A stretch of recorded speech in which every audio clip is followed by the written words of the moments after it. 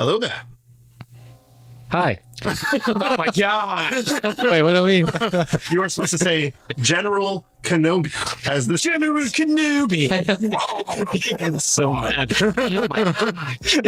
some of the custom rules to detect a Star Wars fan here. I mean, yeah, you just caught me off guard. Well, this is May the 4th, and today we are getting together to do the impossible. We are going to try and perfectly rank the Star Wars films in a brand new series we are just starting today called Tiers and Tiers. Justin, do you want to describe this series for us? Yeah. So the name comes from the wonderful mind of me. Yes. Tiers, because we are ranking these films in this case, 4 different tiers. We have Movie Magic at the top, In My Collection, Good Flick, and Not a Fan. And for this one specifically, we can only put 3 films in each tier. So we're limiting ourselves to that. Got to pick selectively. One of us might cry, hence the second tier, Tiers and Tiers. We got to choose. Gotta choose. We got to be able to choose. So we're only putting 3 in each of the tiers. 3 in each. What if I don't want to put 3 in one of them? Too bad. What do you mean, man? Oh, no. So all of us. I don't know. So I probably won't want to put, you know what, in You know where? Movie Magic, but you might. And you might have a film that he hates that you want to be in My Collection, and vice versa. So This is going to have to be a unanimous decision amongst us all of how we think the Star Wars films belong in these tiers. Okay. We base it off of the Cinema3D rankings. We did not include the category of Never Again because I personally cannot put any Star Wars in a Never Again category. That feels like almost heretical to say. So so we are literally just going to go through these films. We're going to discuss each and every Star Wars film, all 12 of the theatrically released Star Wars films, and try to come up with a conclusion of what is the best to the worst in 4 tiers. May the 4th be with you.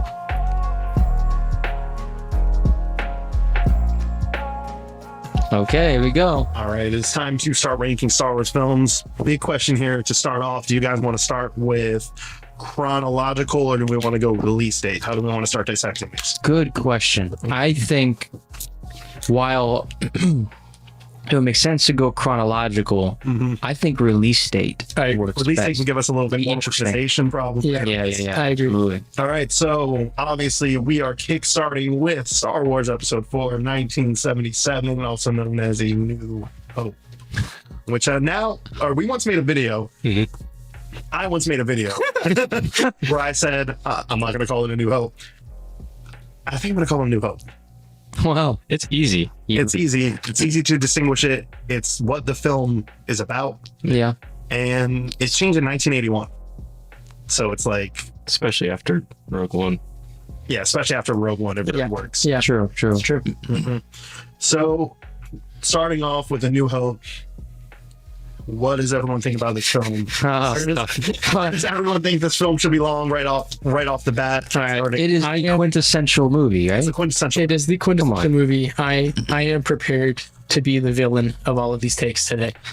Whoa. I'm That's ready. I'm ready. You're prepared to be I'm ready to be hated. because we only have 3 picks for each one. The only 3 picks for each one is really going to throw me off. Because here's the thing. Right off the bat, controversy. Yeah, 'cause, like, Whoa. New Hope, is it iconic? Yes. Absolutely. Did it change the landscape of cinema forever? Yes. Absolutely. Is it fun to watch? Absolutely. Is it actually that good? Absolutely. Whoa. Is it actually that good? Now, am I saying is it actually bad? I don't remember saying that.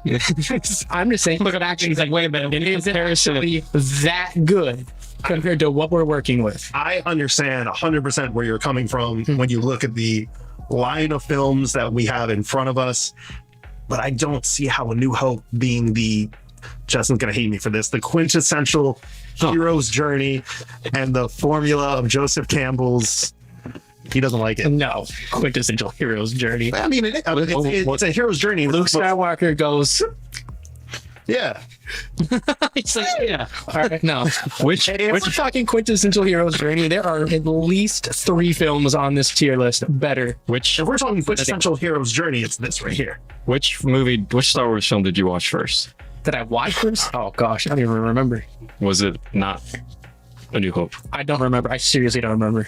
Okay. I was too young. Because I didn't watch. I basically popped out the womb and my parents were like, Star Wars. I Observe. did watch Star Wars first, and then Force Awakens pretty close after that. I can't remember between these three and this one which one came first. I'm sure Yeah, they're the same. I'm in the exact same boat. Yeah. John? I know. I was more attached to Was it- Phantom Menace. You probably Attack of the Clones. Honestly, it was kind of all together. It was Attack of the Clones, and I remember going to see Revenge of the Sith, and while all doing that, I was also watching New Hope, Yeah. Empire. Return of the Now, I Jedi. want to clarify. I still think A New Hope is a great top. Great movie. Iconic. I love it. We're stacking up against some pretty beefy challengers here. I think I can agree with for the it. others, obviously. Yeah. I think I can agree with an in my collection pick for A New Hope. I think Okay. that's very fair. Okay. Justin, what are your thoughts on this? Because I think me and John are going to be more of the pro Movie New New Hopers. True. Movie magic. He has recently converted though after watching the VHS version, No. and he actually that was and, scary. and he said that wow, this Or was yes, actually but yeah. yeah, I know. No, I know. Well, yeah, I'm not sure. It feels like yesterday, honestly, but like no, he was. I remember he was the one that didn't really like it, New Hope at all, and thought that Force Awakens was better. And it's like, oh, and this and that. But well, because he watched the current version that we all have to watch, but he watched the original. We had him watch the original VHS cut, which is the original version of the film. And he was like, "What in the world?" It's like I was kind of watching a different movie. I actually really enjoyed it. Like the freaking part that killed me, wasn't it just did they change it in that cut? The dude, like it was a guy playing Oh, Jabba. It's just like is that the one? No, that was just a deleted scene, the original one where he's a Scottish guy. So there wasn't ever an actual cut. There was no job scene in the Jabba was only talking about it. You never saw him until Return of the Jedi. He was See, that's acting. interesting. Yeah. That would have probably made it more cool to see him pop up in the next movie. Oh yeah. Oh, what do you mean? If he was kept? If he was originally in it? No, if he wasn't, then you If he wasn't in it, Like how it was. Like how originally. Yeah. It goes, oh my gosh, Jabba the Hutt, who's this? And you see him Return of the Jedi. He's like, whoa. I don't mind that job scene though. I don't, but I also don't It, like either. the rest of It New Hope to me is inoffensive. it stunts the momentum. It didn't. again, you guys have to sit and think, what is A New Hope? A New Hope is 3 episodes of the Clone Wars. Okay. Like it is, events happen that, and obviously things with the Death Star are concerning larger things, but the set pieces, few and far between. You get Tatooine, you get the Death Star, you get a little bit of Yavin 4. Okay. We're talking an introduction to characters that we don't know very well yet. Luke's journey in this film, almost non-existent. Let's be real. As a personality Why wise, is it this controversial? I'm trying to bring us down to reality, okay, about this film. Because right now we've got nothing's wrong with his journey. I'm just saying, if we're talking about movie magic, you guys are deep in rose-colored glasses territory, and I can see it in your eyes. All right, 3 things happen in this movie. True. Okay, What are the 3 things? Luke meets Ben. They go to Tatooine. They blow up the Death Star. Luke learns about the Force. That's what he's with Ben. That counts. Yeah, that counts. The same thing as meeting Ben. That's simplifying meeting Ben to Luke learns what the Force is, learns the essence of the Force. We learn about We learn about the Force in a Star Wars 3-minute conversation that happens but the on the simplicity of Millennium that- Falcon. Well, that part, but no, I mean before that, even when he's talking to Ben, and just the simplicity of just the Force is what gives the Jedi power, some energy. It feels really. Well, again, I'm not saying it's bad. I'm sounding more negative than I am about the film. I'm trying to temper you guys from I'm a enjoying it. preemptive movie magic pick here because I'll be very curious to know what you think your 3 movie magic is, because yes, while this is also like the first, it's the first film, so like all the other films build upon it, and I can see where you're coming from with like this is the beginner, but that's the thing. It's the beginning of the story. It's the beginning, and it's like Force holy. theme. We get everything from this one. I just feel like A New Hope didn't actually accomplish that much compared to what many of these other films are actually accomplishing. The scope and the actual narrative of A New Hope feels so much more linear, so much smaller Oh, it's than what happens in the others. Yeah. I'm not saying it's bad. I'm just saying that like it has faults. It has, again, you don't get too mad at me for this. I sometimes find A New Hope to be a little boring. I get bored sometimes watching A New Hope. I never get Okay. bored. I never get bored either. No, I do agree that the pacing sometimes in the first act is after the incredible opening. Right. After that, when it's following C-3PO and R2-D2, it does get a little bit like especially in repeat viewing. That's another thing too. Is repeat viewing. It's a little bit like and also too when you're showing them, when you show, especially since it's from 1977. I will admit that sometimes when you try to show somebody Star Wars for the first time, they're gonna probably be a little bit like, when I saw an amazing sequence, or are we gonna keep going? This is what I'll pause it. But that is just one little thing that I'm not agreeing with them either though, because I still think it's incredible. With me. No. I don't, but I will agree that was a little bit. It's hard. It's hard to and I know it's almost like one of those things where it's like, oh, it's A New Hope, and it sounds controversial to ever put it in a below category. But then again, a lot of people I've recently seen a change in the opinion of the fan base between two films, and I won't address it until we get to that film. Mm-hmm. But A New Hope is one of the films that's being swapped out for this one in terms of what used to always be, oh, this is the best one, and then this is the best one. And Oh, so yeah, I don't agree with that. Even if there's some faults with it, there's faults in all the films. Of course. Well, besides one. But at the same time, though, that's me just saying that after repeat viewing, that portion is a little slow with pacing. Like, but other than that, I think it's an incredible film. I really, if I want to have a good time, I'm gonna put on A New Hope, and I just love it. See, if I want to have a good time, I've got 3 choices, 4 choices before I put on A New Hope on this list. Okay. I think the thing with A New Hope is, if we're talking about what is literal Hollywood cinema movie absolutely. magic, what other 2 of these films, but really, It feels good. I mean, obviously, but again, you guys, and again, bias is a part of this. We all have our former opinions. Yes. You guys are painting something here that doesn't exist.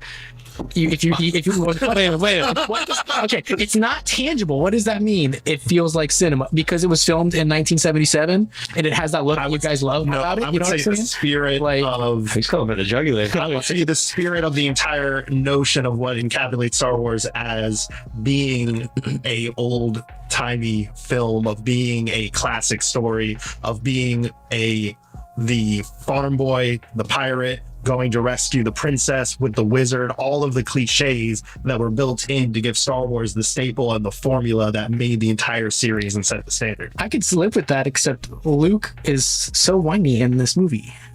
And I do not feel that Luke has a growth arc in this film. I just don't see it compared to what else is on this list. I think what you do get with that is the fact that Lucas did intend, even though he didn't have the original trilogy planned out perfectly, he did secure the rights to make those 2 sequels because he knew he did eventually want to get Luke to a certain place. Yeah, absolutely. And that's the one justification of the original Star Wars, is that he went into the film saying, I'm going to figure out a way to make these other 2. But I also can understand where you're coming from with everything else listed. Your opinion. I think I already have the 3 that I would put on the top one, so I think A New Hope has to be in my collection for me. Because here's what I'll say. Here's what I'll posit. Because we can change them once they're up there. Let's put it in my collection for now. Can we? And if Is it uncomfortable? no, that's how tier lists work. Okay. That's how they work. Is you put something up there, and then if you get like challenged, if you suddenly are like, oh man, by talking about something else, you change an opinion. You can pop something somewhere else. So And there's can there literally be 3 other movies that possibly could challenge I it? think This there was your are 5 on this. So Is challenge. New Hope falling in I'd say 3 magic? There you go. No, absolutely. What? It would. No, it Can we put it like right here? Like, A New Hope goes in my collection. For the time. yeah. the time- Okay. For the time being. Wow, we fired off right off the bat. I know that would. Like, put it in a movie. No. And then you got the hipster over here. If we're going in release order, then we know where the next one goes. remember Not a that fan. I will say, Yeah. so we do have to remember that without this, we're not making this video, and that is a Yes. huge aspect of it. It is true, but But I don't think that qualifies. Yeah, as let's actual hear you. Let's hear your opinion on it. no. There's other franchises as well that their sequels are just better than the first one, and if we're doing it this way, I feel like that is fine to like put the original book. Okay, all right, tangent note. Am I the only one that thinks that Fellowship of the Ring is amazing though? No, it is. I literally just watched all three of those extended. Because it's kind of the similar thing where it's like, yes, it's the beginning or whatever, but people don't really, they like this, they like the sequel, the second and the third film only mainly. Fellowship 2000. Just watched through. I think Fellowship I thought was my favorite. Oh, Recently. Yeah. whoa, yes. Okay, I love that. Between We're gonna get off. Frodo No, this is right. and bro, don't even. Whoa. What's the Stop. difference- We're talking about Lord of the Rings. What's the instead of difference Star Wars. between Wait, Frodo and This Luke? is true though. This is true. Besides the wine, not Everything? wine, what's different? Frodo's not designed to have a growth character arc. Frodo exists as the idea of innocence given a burden of evil, and you watch as it slowly corrupts him. He has an anti-arc throughout the film where he slowly goes weaker, more condemned, more burdened, until at the very end when he fails and his companion is the one who has to actually succeed for him. Actually, in the very beginning. So Frodo's journey completely That does happen. That does, and that type of arc does happen immediately in the first film too. You know who does have an arc in A New Hope? It's Han. No, True. No, yeah, that's true. Han is It's small and weak, but it's there.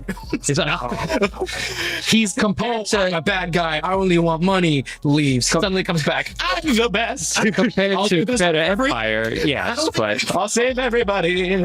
What happened while I was gone? I thought he was coming. I thought he wanted to come on this episode because he was ready. He wanted to talk about his love for Star Wars. no, he was ready. He was ready. I love Star Wars so much that I take the time to see it for what it is.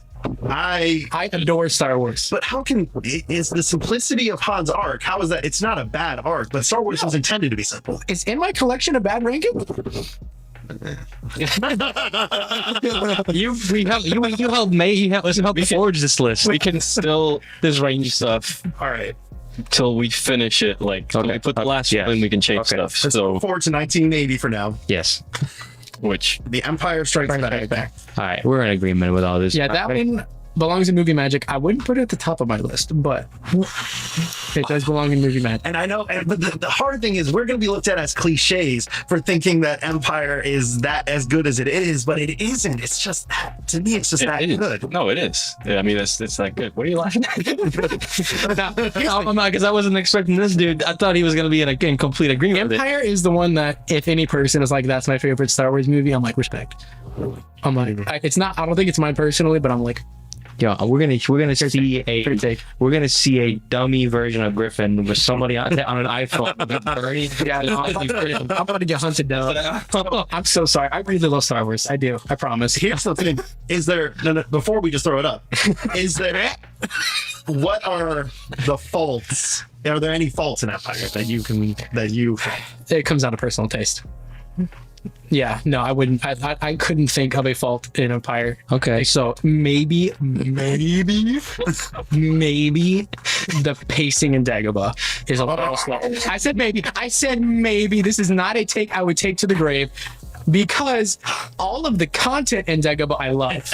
You know what I'm saying? Like I don't know how to make this make sense. I love everything that happens in Dagobah. And again, you're asking me to grasp at straws here. Right. If I could find a fault with it, it's that maybe it feels like there's action heavy things happening with the rest of the crew. Okay. And we keep cutting back to like nothing super progressing in Listen, Dagobah. you realize, and this is what I actually love that we're doing this in chronological order as far as the release date. Yes. Because now I am very curious, because this is obviously going in Movie Magic for you, but it's not your number one choice. Correct. You have to now make sure you're ready to go for these other two choices. As like, what would you choose over this? As far as your personal, I would put this in a second for my personal. at least he has it in Movie Magic. Yeah. it's there, but holy crap. I love the stuff in Dagobah. I think it maybe just Like again, if you're asking me to find a problem with maybe Okay. feels jarring between the pacing of it all, that being said, incredible film.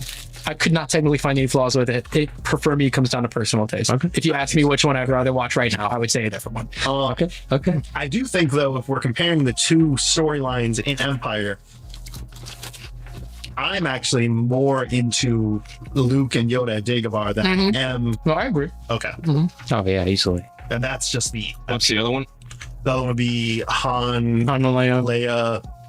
them being in that damn asteroid for Yeah, It's Vader. running away from Empire. Yeah. It's so great. Asteroid Field's an incredible scene. Oh yeah.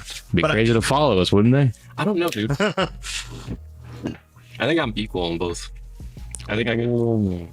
They're equal on what? Oh, on both. No. Okay. Yeah, absolutely. Yeah. I can see that too. That being said- I prefer it a little bit more Yoda and easy movie magic. Okay. I mean, my favorite, Easy movie magic. my second or first favorite scene maybe in Star Wars could be Yoda lifting the ship from. Oh yeah, that's a great sequence. I mean, just like it just feels like Barely anything said too.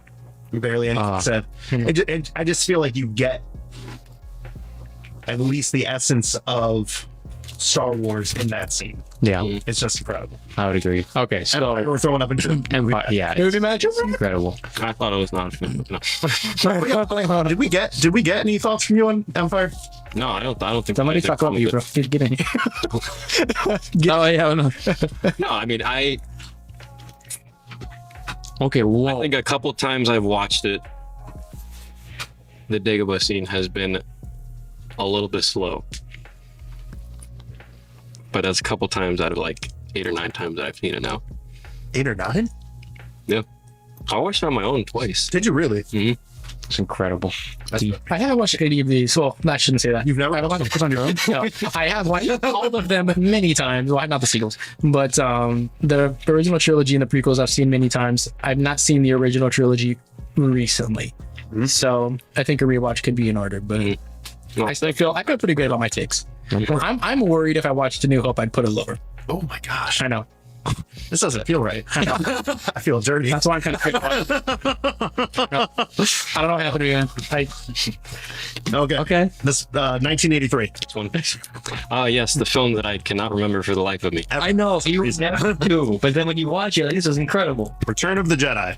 So that's a really interesting take because I feel kind of the same way about Return, where I'm like, I really like Return, but I have a hard time remembering what actually happens in the plot until I watch again. I will be honest. The opening and the ending is the most iconic portion of. Yeah, there's the highlights of the film. I highlight. I don't understand why it's consistently been like that, and now hearing him say that too. No, I remember A New Hope and Empire. It is The Jedi yeah. is just so foggy to me. It is the inferior one out of all three. The reason I would say it's foggy is because a lot of stuff blends in the middle portion of the film. Correct. But I wouldn't understand not remembering at least everything in the throne room. Like I remember the end fight. Right. It's incredible. It's so good. I know It's emotional. Bucks, It's emotional. Oh man, that's a repeat. That's just gotta watch it again. I mean, it's. the end celebration. Like, I know. but not the. I remember the last time we all watched it together. We were all. I loved it. And the Tatooine scene. It was a minute since I watched it, and Luke kicks ass, man. And I remember you and I were all be like, "Holy crap, Luke is kicking ass, man!" that one, He's a Jedi. He's untrained. So it's just a raw Jedi. Yeah, man. But I don't know, there was a long period of time where People. Return of the Jedi had my greatest affinity out of the original trilogy. Okay. I wouldn't say it was the best, but I felt the best about it.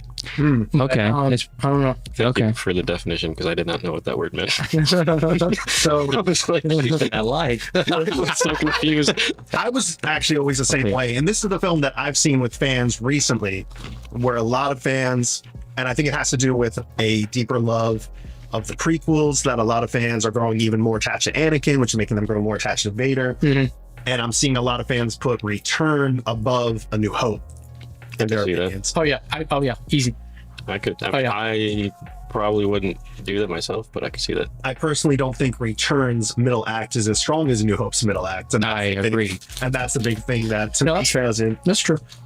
put it with the new But I think the whole of Return of the Jedi is far more significant than the whole of A New Hope. takeaway from Return of the Jedi, the ending of Return of the Jedi the feeling you have when you're done with the film and the feeling of satisfaction after watching it. Well, because I mean, Look it's the whole concept of you've got the setup versus the payoff. The setup first, You know, the payoff always feels better.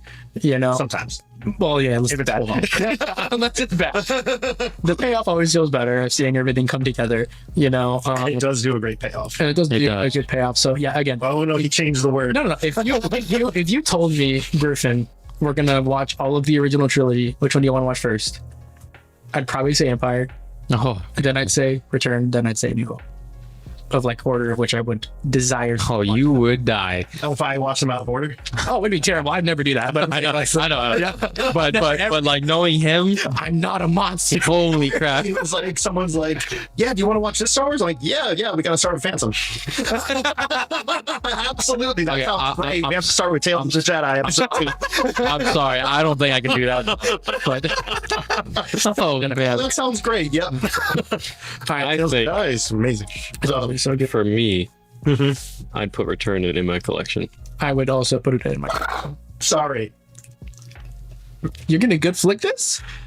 You're gonna good flick this? no, I was just like Oh, trying to fathom having Keep in mind, two of the remember, original we trilogy. only have three. Wait a minute. but we can also do stuff if we need to. Yeah. All right. Bro, okay, So you hear me. All understand. right, wait. You know me. Mhm. I can't put Return in Movie Magic if I have these two other films still outlying. Crap. I mean, one of them you might not know, but the other one, Oh man. Oh crap. This isn't easy in my collection. See, this is what kills me because I'd rather have New Hope in movie magic and have Return in my collection. As would I. Okay, good. Whew. All right. You know how stressful that was to say that? Because I felt like he was gonna kill me. so No, I would rather have a New Hope in Movie Magic and Return of the But- Jedi into my collection. But we can somehow break up the original trilogy. I mean, we could break it up even more and put it here. No, throw it in my collection. The compromising I have to do. Oh, this. Yo, he needs to go. Okay. Me to be here. So what's funny is that when we release this podcast, he's gonna out of nowhere he's gonna release another podcast, be like, "Hey guys, this is a secret. This is a secret mission. The secret arc. Okay, Secret ranking. We're also got Key Griffin Star Wars. forget what all these motherfuckers said. We're doing it this way. Sam, the others don't know I'm making this. I have this on the top cocktail. See what happens.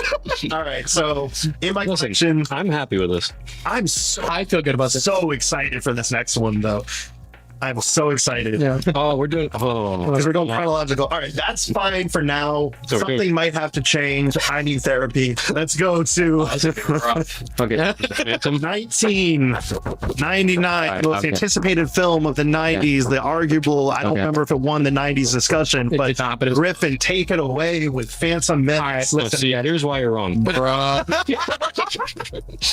Bro. Phantom Menace All right.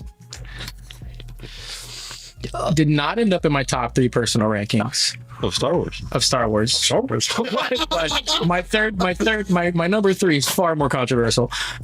Maybe not. I know what it is. I don't It, think. it really might not. Maybe not. It's what I think. But listen, I'm going to tell you guys something.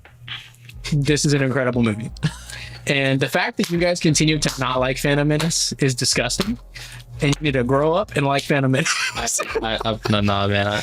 I like a solid 7 minutes of that movie. I like a solid That is bad. a solid 6 minutes. And I'm going to tell you why it's actually. Talk about Now- look up in the dictionary. You see that Phantom Menace right next to boring.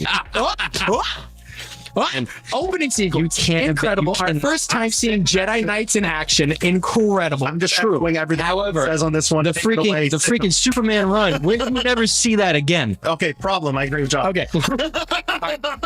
lore issue. We'll cover that later. Okay. Inconsistencies. Just say it. Inconsistencies. No, listen. Someone choosing not to use a power again is not inconsistency. It's stupidity. Let's just all right. You know, it's inconsistency with the main person like- who created the series. No, the speed thing's dumb, but I just whatever. It's one. It is what it is. The opening scene is great. However, it is less than 4 minutes, and then out of nowhere, the right, freaking- let's- You dissect Jar everything Jar. right now. No. You dissect everything right now that you like Okay. Not sarcastic. No, don't be sarcastic. Don't be- I know you dissect everything that you actually like about Phantom Menace Okay. right now. All right, here we go. Actually likes. All right, so Actually, genuinely like. the overall world building is incredible. It's what Lucas did in the original trilogy, and then some times 10. It's incredible. The set design and the overall sound design and set design, everything looks great. Okay. However, I'll continue with the good stuff.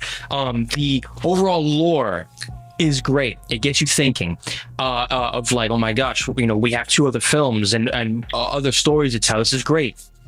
I'll get to that though. The overall seeing the Jedi functioning and literally there, the Jedi Knights, that's awesome. The overall Sith, this whole extra thing, like what is this? You never heard about the Sith. It was just the light and the dark side. So now we had the Sith. This is interesting. All this lore is happening and it's great. Qui-Gon Jinn, Obi-Wan Kenobi, awesome. Okay. Darth Maul, incredible looking villain. Sounds pretty good. Okay. Wait, hold on. Good. The music is incredible. I think here's a controversial thing. I think John Williams' music, this is going to kill me, but John Williams' music in the prequels is a little bit, to me, in my opinion, a little bit more superior to the original trilogy's music. Yes. I would say on par with each other. It's borderline on par. Looks like a little bit like that. Okay, so, but yeah, all right, ready?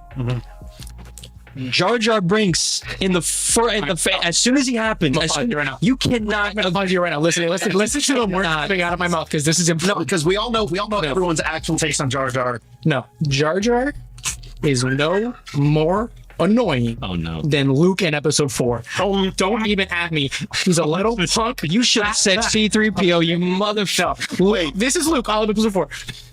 I'm sad. Are you kidding me? C-3PO is what Jar Jar is. C-3PO, with the trash compactor. Jar Jar is at least helpful. Yeah, I would have agreed with you. Luke destroys the Death Star. That's not helpful. Luke destroys the Death Star. And you want to know what Jar Jar does? Here's an ejection of the Force.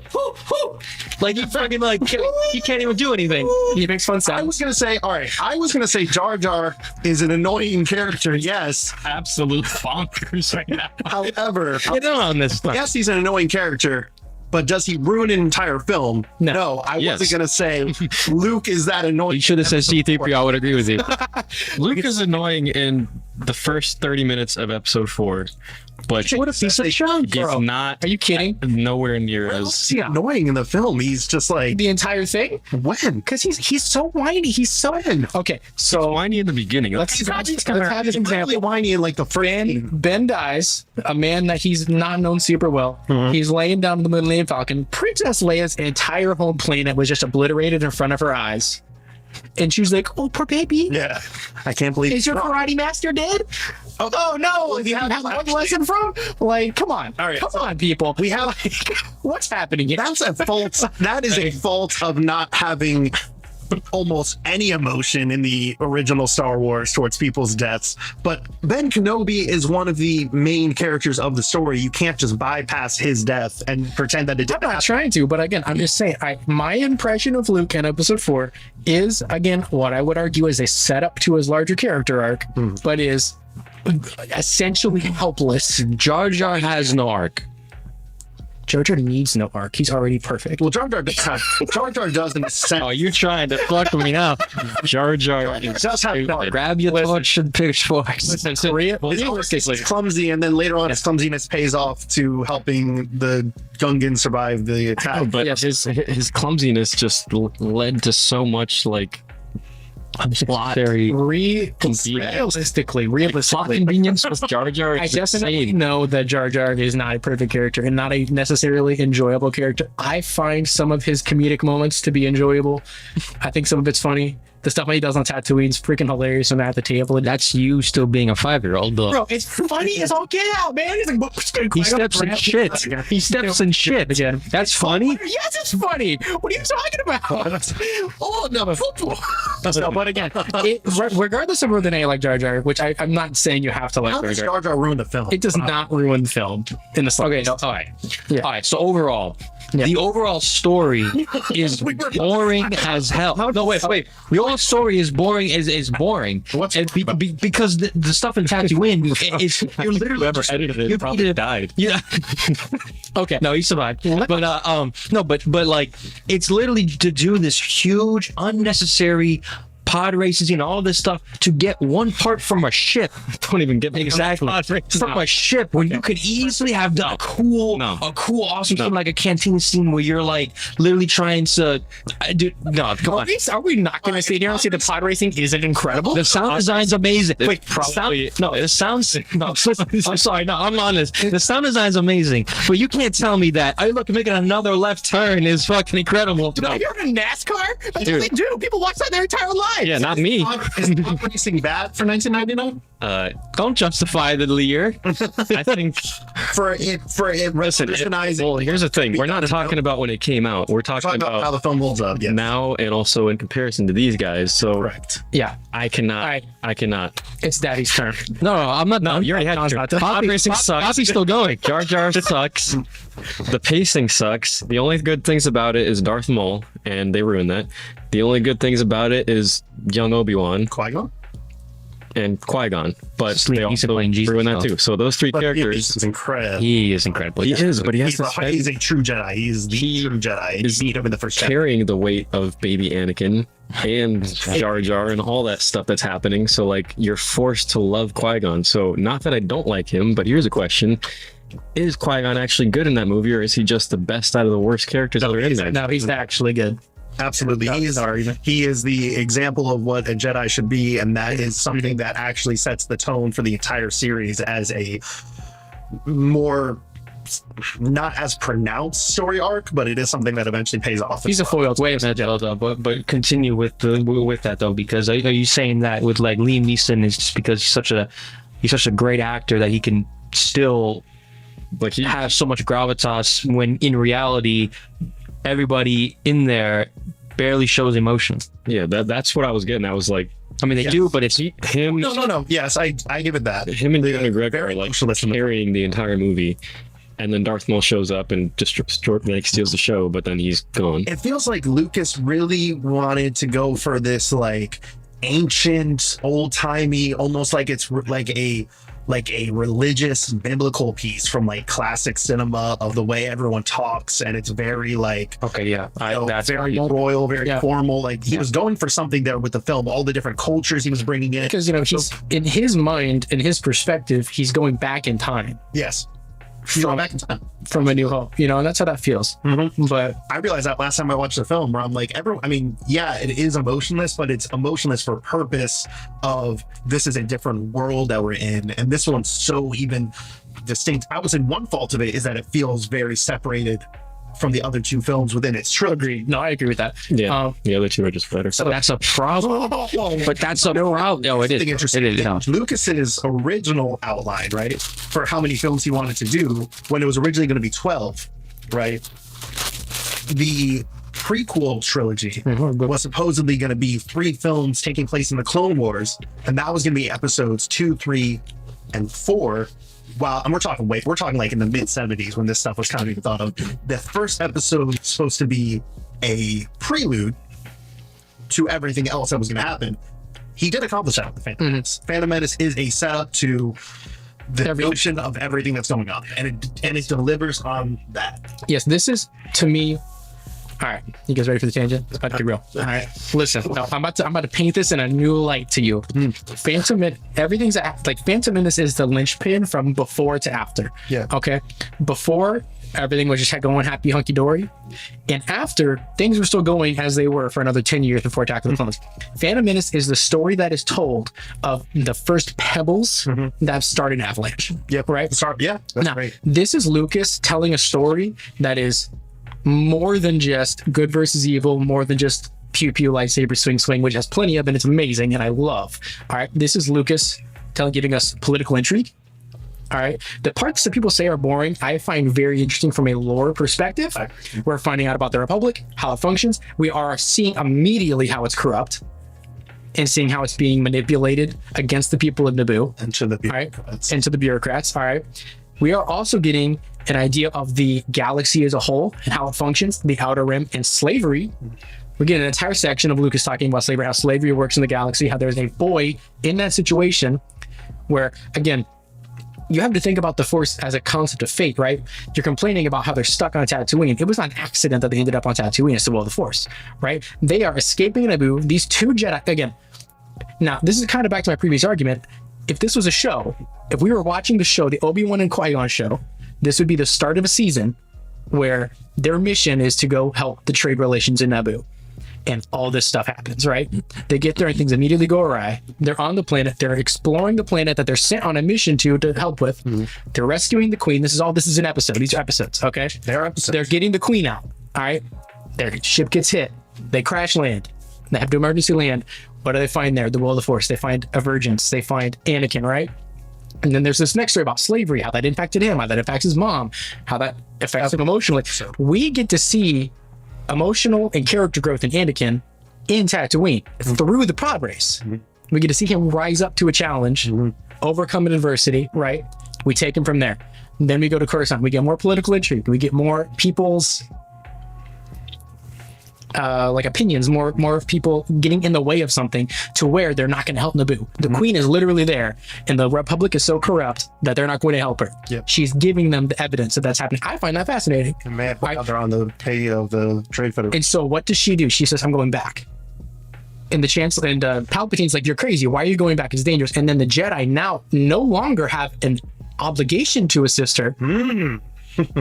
But now because they made a connection with her, also, they go back and help. She did not want to fight. Naboo was a very peaceful planet. She did not want to fight. She realized that she wanted peaceful negotiation. Yes, and it didn't happen in there. They go back. They say, I find all of this fascinating. So not to mention, hold on, I'm not quite done yet. Okay, not quite done yet. Okay. We get the Sith in the background who are pulling the strings. All right. We obviously understand that Palpatine is Darth Sidious, right? Spoilers. Sorry. All right. It's like that's pretty obvious. We find out that he's pulling the strings already, just as a chancellor. We also get to see how he uses this event to level up in power, become the chancellor after from a senator. So we get to see how he manipulates the system. He genuinely did not want her to go back to Naboo. No, he didn't. He needed her. Yeah. Yes. And so that's fun. She goes back. We find out about the Sith. We get Darth Maul as a reveal, who's just menacing, interesting, mysterious, right? And we don't learn about him, which is okay. Subtext is okay. That we don't know a lot about these Sith yet. All right. Great. We get representation of a Sith, though. Exactly. We get arguably the best fight one of the best fight sequences in the entire franchise. Top 4. And in my opinion, the best score in the entire franchise. 100%. And the ramifications of what happens in that fight, aka Qui-Gon dying. Father figure instead of a brother figure, not raising him. Dave Filoni, God bless you, is what sets up the rest of this series. So it fits. So thank you for giving me the Cliff Notes version of Phantom Menace. And why is it that you saying that made it incredible? And I'm like, holy crap, there is so much emotion. You know, but then when you watch it, it's flat. No, it's not. That's the thing. Is like it is.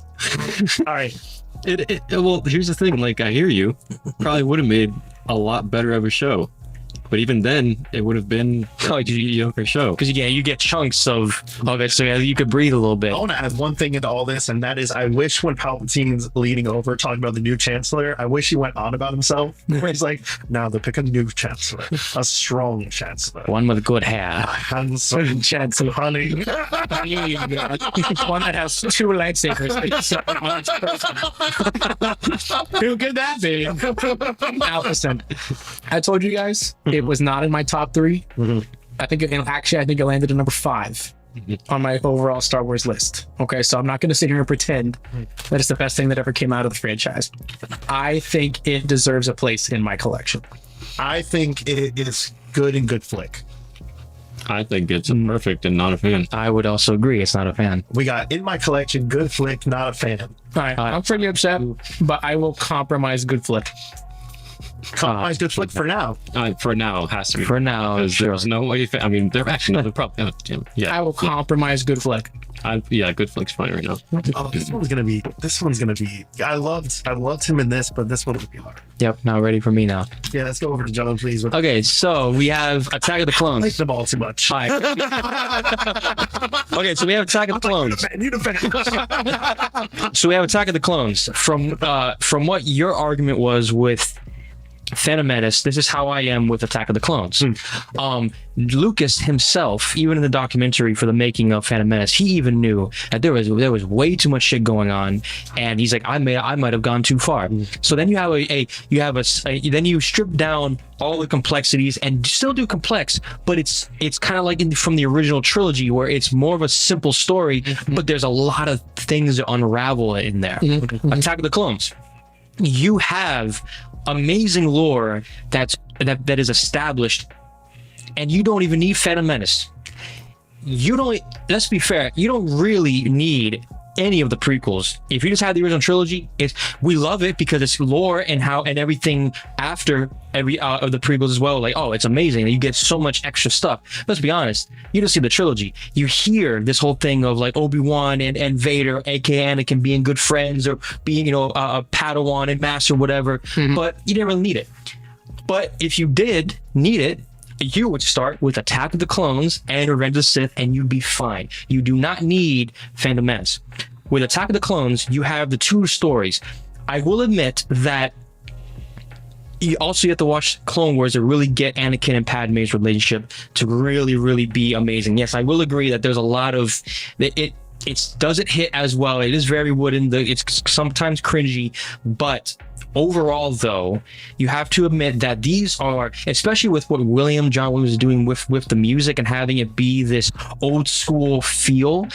These two are young people who are confused with war going on, and they do not know how to feel. They don't know how to express themselves. She was a former queen who is now a senator with the weight of Naboo and the weight of the world, especially with her decision to sign for an army for the Republic to battle these separatists. She has no idea what to do. In comes Anakin, who is now a man, and while she is more proper and reserved than and not like Anakin, who is very irrational and sporadic and very much kind of like a boy, but he's a man.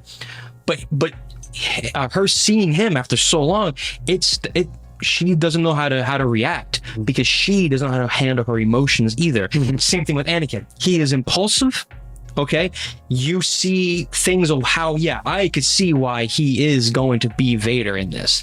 Is he whiny? For sure. But you see there's things in there where he can be a wise man like Obi-Wan, and Obi-Wan is trying to teach him. But keep in mind, Obi-Wan as well became a young master. Yep.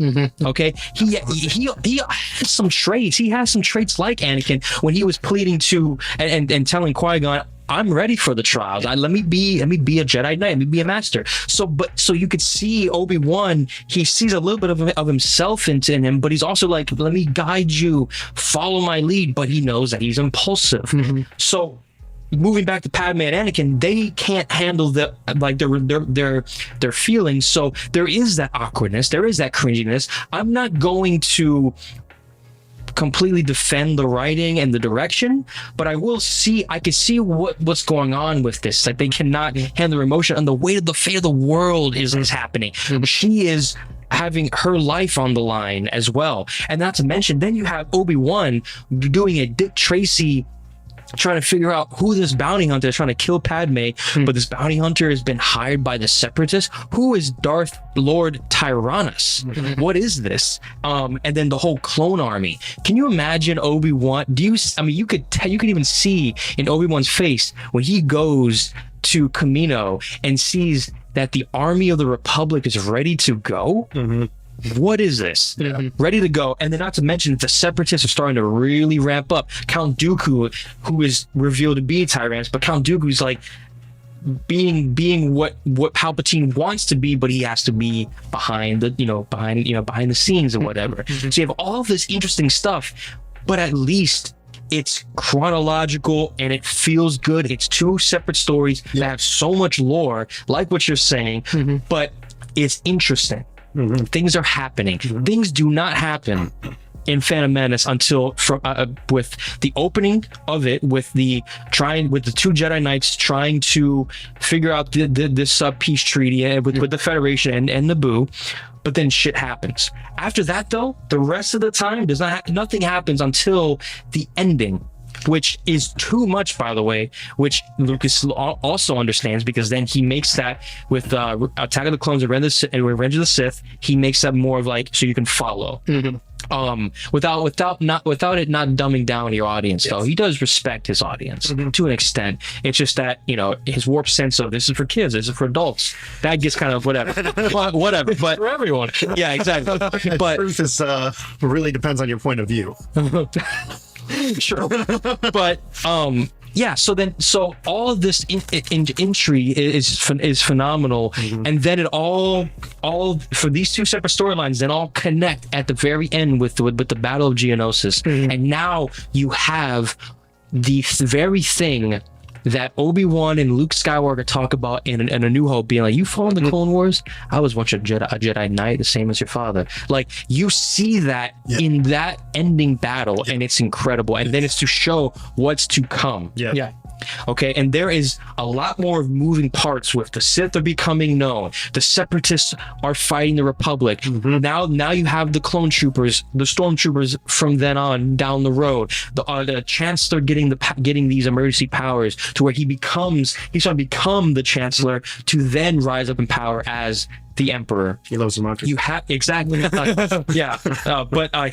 then you have all these intricate things, especially with Padme and Anakin, where the romance is starting, which means what happens then? There's going to be more drama. There's going to be heartbreak, and then obviously Luke and Leia are born down the road. Like it sets up things far more than Phantom Menace. Phantom Menace is honestly it feels like a side quest. It doesn't feel like the only thing that Phantom Menace really does is Anakin made Obi-Wan Kenobi, and hey, the Sith, something's going on. That's it. I would disagree a little bit. I think Phantom sets up Anakin's attachment issues with his mother, sets up relational aspect of Qui-Gon and why that's important, and why the lack of Qui-Gon is important. Yes. And it sets up the Chancellor's rise to power. That being said, I think that Phantom Menace is much more, like I said before, the pebbles that start an avalanche. Attack is very much, we're seeing a lot more traction of things happening. I get why Phantom feels disconnected. It is. It's 10 years before these events happen. You get to see the very first baby steps of where this is going, whereas to your very true point, Attack is very much so taking those things on more. I gotta say, the last 2 times I watched Attack, it was more favorable in my eyes. I used to not love it so much. I would still put it under Phantom Menace in my opinion. So, but I do like it a lot more now. That was my 2 probably favorite moments from Cinema 3D. The defense of Phantom Menace and Attack. That was beautiful. You deserve one of these if you want one. Yes, that was a beautiful illustration of Attack. That was great. Now, I agree with what both of you said. Having said that, I do think Attack is better than Phantom. Yeah, I can't.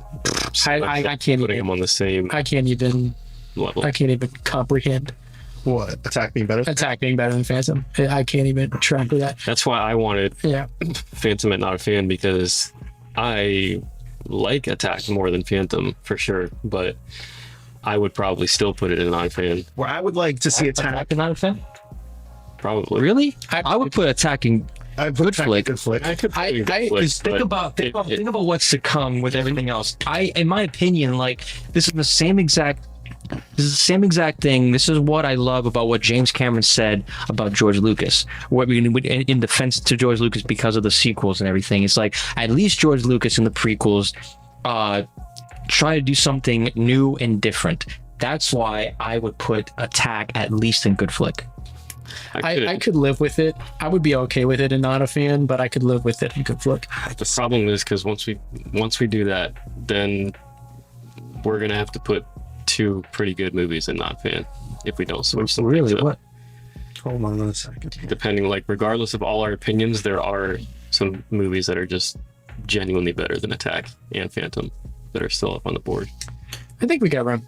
Let's put it there for now. Let's see what. Okay. Let's put it in good flick for now. Okay. And so we need to go back and That's going to be in. I will say That'll be. these ones are the ones that are going to be a lot more talked about than some of the even, like, I mean, we went pretty quick through the originals. Yeah. I like that these ones are going to slow down a little bit. Having said that, I don't think we have that much to say about this one. No, this isn't. Revenge is number one for me. Revenge is movie magic. That's my favorite. Yeah. By far. I mean, John, I'm movie magic with Revenge. I'm putting it. I wouldn't say it doesn't have flaws. It just feels the best to me. I have the most fun watching episode 3 then, and I experience the most emotion watching episode 3. Same. I would agree with that. So it's a combination, most fun, most emotion. That's an easy pick for me. It's very hard, and it's getting definitely that way within the community, where definitely the two most favorite films of Star Wars are recently becoming Empire and Revenge. Yeah. That's true. And honestly, I mean, A New Hope's always been my second favorite, but that's interesting because this one is starting to lean more towards that way, and it's because people are getting to be not ashamed of talking about their love of the prequels. Because you want to talk about payoff to a setup? Yeah. Yes. Extreme good. I would agree. Extremely good payoff to a setup. Type feelings. Yeah. Watching Revenge of the Sith. That way you end this, you have that same feeling of ending The Dark Knight, of ending Endgame. You feel drained, but you feel like you just watched so much happen. And then let me just say, Ewan McGregor. Oh, yeah. Absolutely. I love Hayden Christensen's performance at both of these. I think he does an incredible job. Yeah. But let me tell you something also. What an incredible choice to end a movie trilogy with the villains winning. Like, True. Bold. True. And we have been on a 3-film, almost 10-year journey with these characters to end with Anakin in his position, Obi-Wan in exile, Yoda in exile. We get the glimmer of hope that we know what it's going to blossom into. So we get some. You do get the glimmer of hope. from that. Yeah. True. But they lose. And no one can say that it's not that it doesn't have the most emotion out of any of the films when it comes to. It's just it's what does that? No. What series would do that? The only one, I mean, Infinity War, but it's not that. That's not the end. you still have Endgame. Yeah. So But yeah, no, magic 100%. I don't even think it can be moved or changed. I think it goes right there. Now we're actually going to jump over to this one really quick. Because currently, that did come out before these other. Yes, no opinion on this one. Clone Wars itself. The show. Should just leave. No. If let's say the last 4 episodes of season 7 was a theatrical released film of Clone Wars, just because I hate what I'm about to say for this one, but that would be very high on my list personally. Likewise. This is instantly going in not a fan. Absolutely. It's just bad. It's just bad. The series is one of the greatest things Star Wars has ever. This right here, this right here would turn off anybody from watching Clone Wars. I will admit. it's essential. It's essential. Which is I know, but that if he watched that, you would. Granted, you watch a couple of Clone Wars episodes, I believe, but if you did that, you'd be like, I cannot stand that. That would turn him off. It's essential to watch. I know. It's just the pilot. Also, It is. hilarious that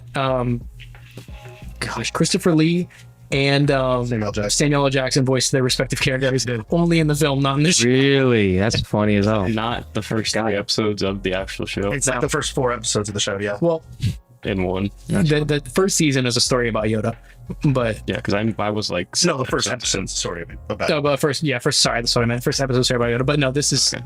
This was the first few episodes they were making. The first episode they were making was the one with Ahsoka, and then Lucas was just like, "I really like this. Let's go theatrical release." Having said that, if these were just the first few episodes you're starting to watch the show, you wouldn't have that much disdain for it. You give it some time to. Yeah, you're just like, okay, this is the show. Anakin's getting Padawan. Let's see where this goes. Yeah. And this is just they put it in theaters. But it is a theatrical release movie, There's a theatrical and release. it is 100% not a fan. Yeah. No, easy. There's really nothing else to say except for the fact that Clone Wars gets incredible. And if anybody's ever trying to watch through Star Wars, don't let this dictate what the show turns into. And that's something to say. Consider by myself. All right. Wow. This one's gonna be spicy. This one's gonna be great. Yeah, I think this is gonna be a little hot. So, Force Awakens. that's this. See, this is the thing. Because... Yeah. Okay, let's do this. All right, Force Awakens. I want Justin to take the lead on talking about this one. Talking about it or just telling you where I want it? Oh, whatever you want to. Both. This was the first one besides obviously A New Hope that I watched. And at first I liked it more than A New Hope, then I liked A New Hope more, then I kept going back and forth, back and forth, back and forth. Now, to put it quickly, I'd probably say it's a good flick. And yeah, this is I would put it in good flick. this is the exact reason why I did not want to put. I understand. I understand. No, I think this is working. I think this is working. I think this is working. I think we're gonna end up in a pretty decent spot here. I'm good with flick for it as well. I'm good with it too. I feel good about this. Yeah. I hope. I don't think it's I gonna could end well. I could also live with putting it in not a fan. I'll be honest with you. I do like Force Awakens. I like Force Awakens a lot.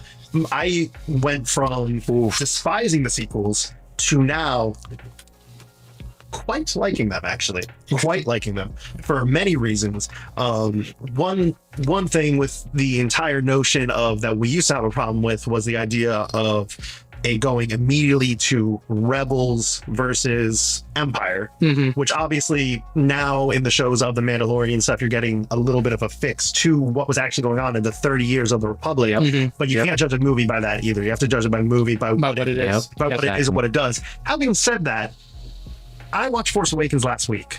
The Republic is mentioned more than I gave it credit to. It's about the destruction of the Republic. It's about the destruction of the Republic. But you still have the Resistance existing. Which makes no fucking sense. No, it does make sense And because the First Order existing, sorry. the Republic was immediately undermining and also afraid to get into another war because they just got out of a 20-something year war. So the Republic is completely undermining the idea of a threat that these remnants of the Empire could somehow rise up and create something. They were out on the outer worlds. They even say that in the film.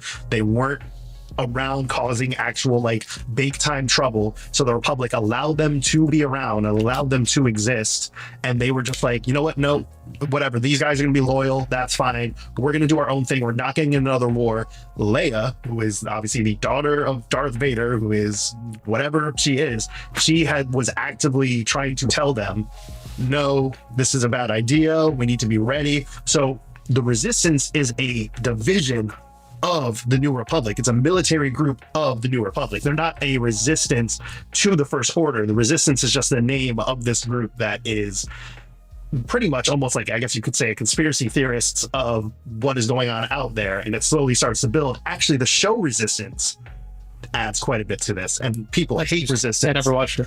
But regardless, it does add a little bit of a level here to where you feel a lot better about it. So to me, it doesn't jump right to Empire, and the First Order never reaches Empire level. It is pretty much a Cold War for a long time, and so eventually it's not they take over. It's pretty much these two small groups. One is branching off of what was the Rebel Alliance, and one is branching off of what was the Empire, and it's these two's fight for battle and battle for power. So I don't think it's as bad as we used to make it out to be. Here's the thing. That again, just like his argument, Phantom Menace, that sounds incredible. You do not see that. First of all, you do not see that plea, that feeling where it's like, okay, this resistance is here for a reason. You only get glimpses. The entire Republic is destroyed in 2 seconds, when you should have that struggle. Maybe the First Order literally goes after the Republic for being such peaceful people. And so then this trilogy is in Coruscant or in the Republic, and it's like a wasteland of the Republic or whatever. But look how quickly they go into to try to make it simple-minded, because these films are inherently cynical. Particularly two films are inherently cynical because Lucas, because of Disney, they do not have respect for their audience. They wanted to go back to, whoa, what worked? New Hope in the original trilogy. Let's go back to that because we'd rather just have it be fight, and jokey. And it's just like, what is this? The thing is, though, is it is very similar to A New Hope, but that's even also something that I feel like it is not. It steals the story threads for the sake of like being familiar and being a homage, but this film does get way too undermined as just being a complete copycat of A New Hope. It's Okay. not. Like, how would you say that? Here, let me pause on something here.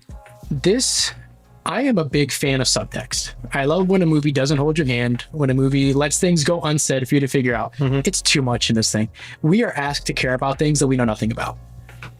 We're asked to care about the Republic. We don't know anything about the Republic. We're asked to care about these characters that we don't know nothing about. I agree. Like, we're asked to care about these moments. We don't care about the First Order. We don't care about the Resistance. We don't care about the Republic.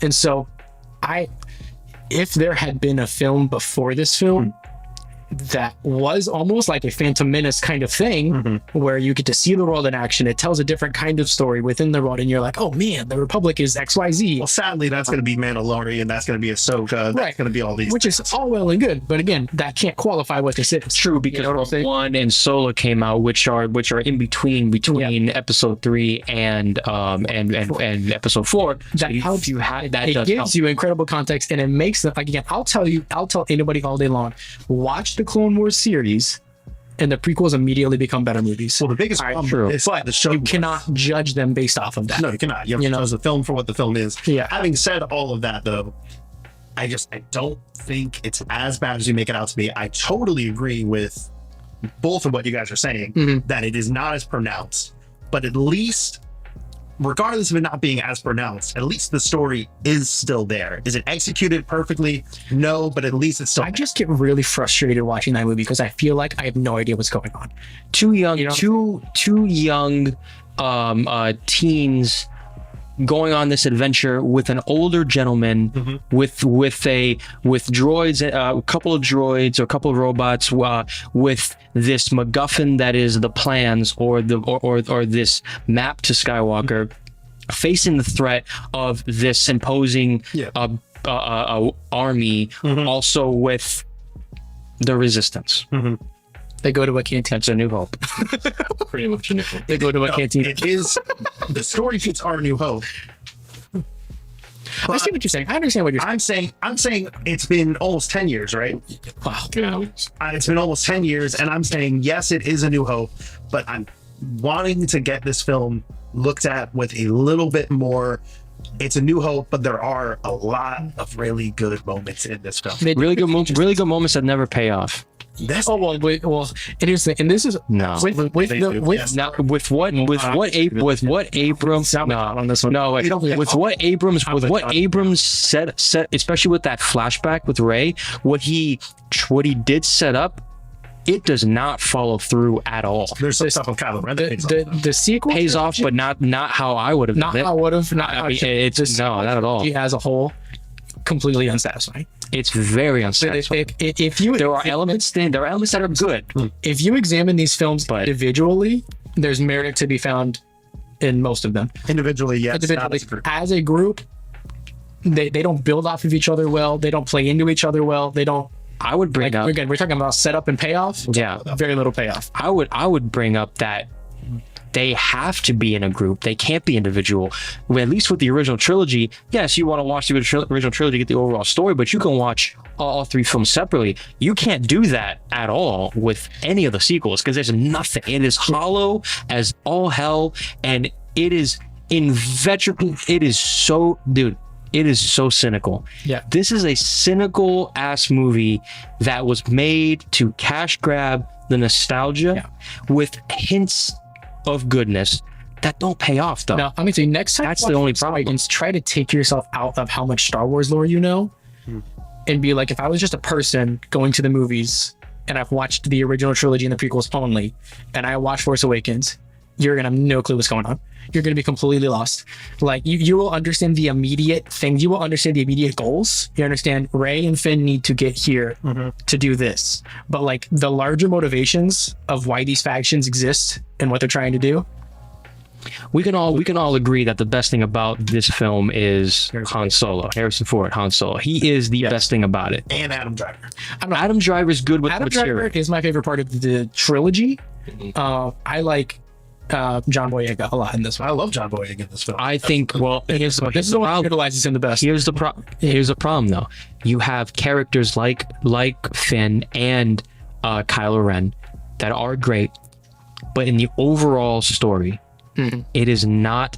It's not. I'm not satisfied. No, I'm with you, especially for Finn. Especially for Finn. I can Yes. see an argument made for Adam Driver and Kylo Ren, but like for Finn, no. I mean, No, Finn was did done not already. have proper payoff Yeah. in this. John trilogy. Boyega, we're sorry, man. You deserve it. He knows it. All right, he knows. No, I know He it deserves does. better. Adam Driver's story to me does pay off a little bit. It's not how I would have wanted it to go, but I'm not going to say it's terrible.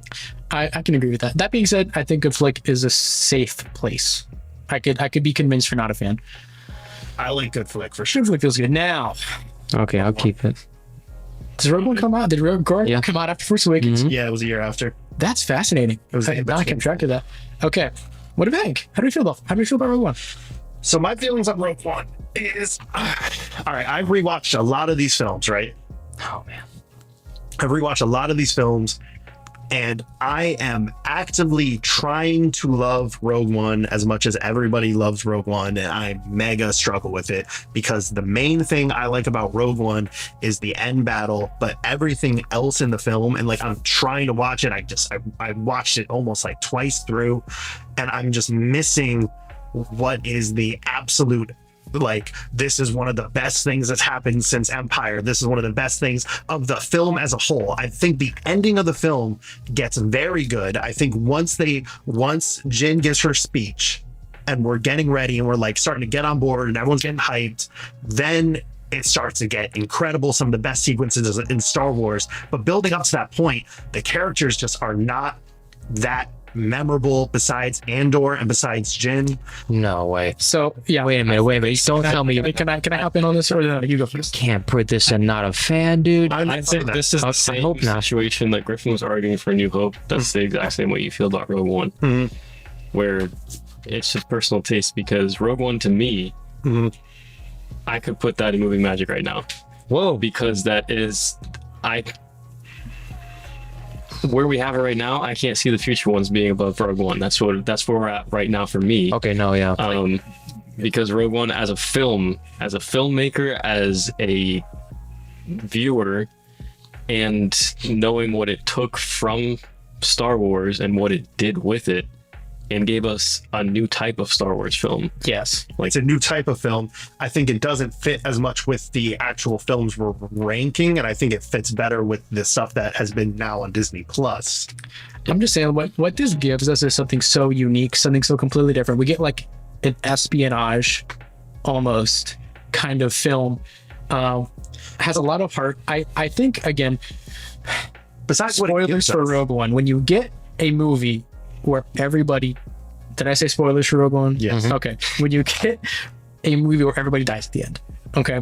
Like there are movies that exist that way. There are movies like that I've seen before. The ensembles are very specific in that they're not the most memorable, but they're important for the function that they serve. I'll take a film that is literally the like not even two sentences from A New Hope's opening crawl that has subtext. It is a war film. Yes. It's visually amazing. Yes. It gives you enough that you're satisfied with, as opposed to the sequels. I'll take that Yes. over anything. Like, and there's another respectful to Star Wars. and respectful, and is not veteringly It's cynical. somewhat respectful to Star Wars. If you want to talk about, it's respectful to Star Wars for sure, but if you want to talk about what George Lucas would have wanted, I can see him being a little bit more okay with some decisions, even in films, some of the sequels, than some of the decisions made in Rogue One, because George Lucas was a very, very old-fashioned type guy, Yeah, and he like- would not have liked the gray area that Rogue One paints when it comes to the storytelling of a hero versus a villain. He wouldn't want that. Yeah, and that's why, regardless of how legendary George Lucas is, you have to get new people to Yeah. take. It's a natural evolution of the series. It is natural. That is a more of a natural evolution of the series than the sequels will ever be. But how interesting is the first over an hour of the film? Again, you guys are so focused on like how I don't like the word interesting, because you guys are like How entertaining. how entertaining, because again, you think the Phantom Menace is boring. I think the Phantom Menace is fascinating. Is there high octane, high action things happening? No, but there's so much intrigue. There's so much subtext. There's so much lore that I'm like, I find that fascinating. The first hour of Rogue One is maybe not the most this or the other, but we're learning about these characters. We're learning about what, again, this is one of our first glimpses ever to the world the galaxy between episodes 3 and 4. Yeah. Think about that. We have a lot I agree with you. of new content now that covers that. This was one of the first. I agree with you. Okay. Yeah. We are learning so much about what's happening to the galaxy. It's utterly interesting. And Yeah. so maybe things weren't progressing or happening or moving, but it's fascinating. But how you feel with it with Phantom Menace is how I feel with this film. And I agree with you. Because that, at least with this film, it was competently directed. The Gareth Edwards is a character. He's an actor's director. Gets out way more emotion in this film than Phantom Menace will ever have. Besides the ending with Qui-Gon and Obi-Wan, and it's respectful. You have a lot of intrigue. Yes, like you maybe pacing issues and whatever, but like what it overall does is far more interesting than Phantom Menace, and far more interesting and respectful to what Lucas intended. Yes, there's gray areas, but like this is a perspective from another filmmaker who loves Lucas's work and expands upon that. And I think here's my whole feeling with it. Like almost every movie we've gone through, I don't think this is a bad movie, and I enjoy this film. But I don't see this thing of like the movie magic thing, because if you look at what you talk to a lot of people about Star Wars right now, Rogue One is so high. And to me, I guess I'm not saying I don't see the merit in the film, because I watched it, I had a great time. I think it definitely does pick up though. I think the best part of the film is the ending of the film. No, I would We all agree with that. Yeah, I can agree with that. I think yeah, it for looks sure. the best out of. I think Force Awakens actually looks pretty good, but It does. Yeah. I think Rogue One looks the best, but yeah, Force Awakens looks good too. Force Awakens was shot on film. It was shot with the same lenses from A New Hope. Like, yeah, it looks amazing. But I guess my whole thing is I think Rogue One is a very good film, but I don't think it's the best thing that's happened to Star Wars since the Disney purchase. I don't know. Because like, listen, it's like at least this film takes risks similar to what Lucas was doing in the prequels. It does take risks, absolutely. I'm gonna toss it out. In my collection. I was going to go there as well. I think that's justifiable for this film. Yeah, I mean, it has to. It's not a fan for sure. Oh, I think that's definitely not. justifiable for this film. And I don't think it's worth moving a good flick. Like, I don't think it belongs there. I think it belongs in my collection. You know, a big problem I think with Rogue One and Solo for me, I love Solo. I like Solo a lot more than Rogue One. A big problem with Solo and Rogue One for me is like, if let's say I'm just trying to rank the Star Wars films, right? The problem is they don't fit with the episodic films, because the episodic films are myth and they are a very specific type of genre and feel. I'm very much looking forward to more of the anthology type or non-episodic theatrical live action films coming out, so that we have a lot more to choose from, and so it doesn't feel like there are two films that don't really belong with the others. And not discrediting the films, but just the 9 episodic films, they have a similar feel, and these ones stand out. When you're talking about the overall saga, the overall nine part story, sure. Yes. But think of it as it's episodic, right? So these Rogue One and Solo are spin-offs, standalone arcs, or something like that. Like they're spin-off things that I think those two help. And especially help, in my opinion, help the original 6 films, the original saga. I think those two help it so much more and those are 2 films as opposed to an entire trilogy of sequels that did nothing. Right. Sorry. In my collection, feels good. Having said that, Yeah. Okay. my collection I'm good with. Oh man. Having said that, This guy. we're gonna have to start moving some around. Yeah, and that's what I'm saying. No, we're not. That's what I'm saying. Oh wait, and this is why I said. Okay. Hey, Oh, I this is know the way. exactly what you're Wait. This is why. No, This is why I said right now. Wait. This is why I said that you're gonna love this. However, we have No, all over here, and I don't know about him either. this is wrong. This is No. not gonna work. I'm going to tell you right now, Last Jedi belongs in Movie Magic.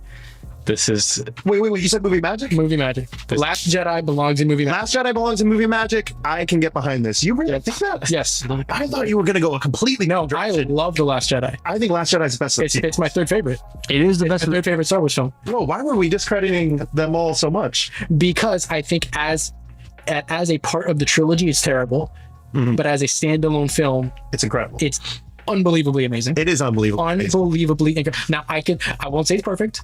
No, I would agree too. We're all in agreement that we No, Yeah, it takes risk. It takes Finn's risk. subplot is rough.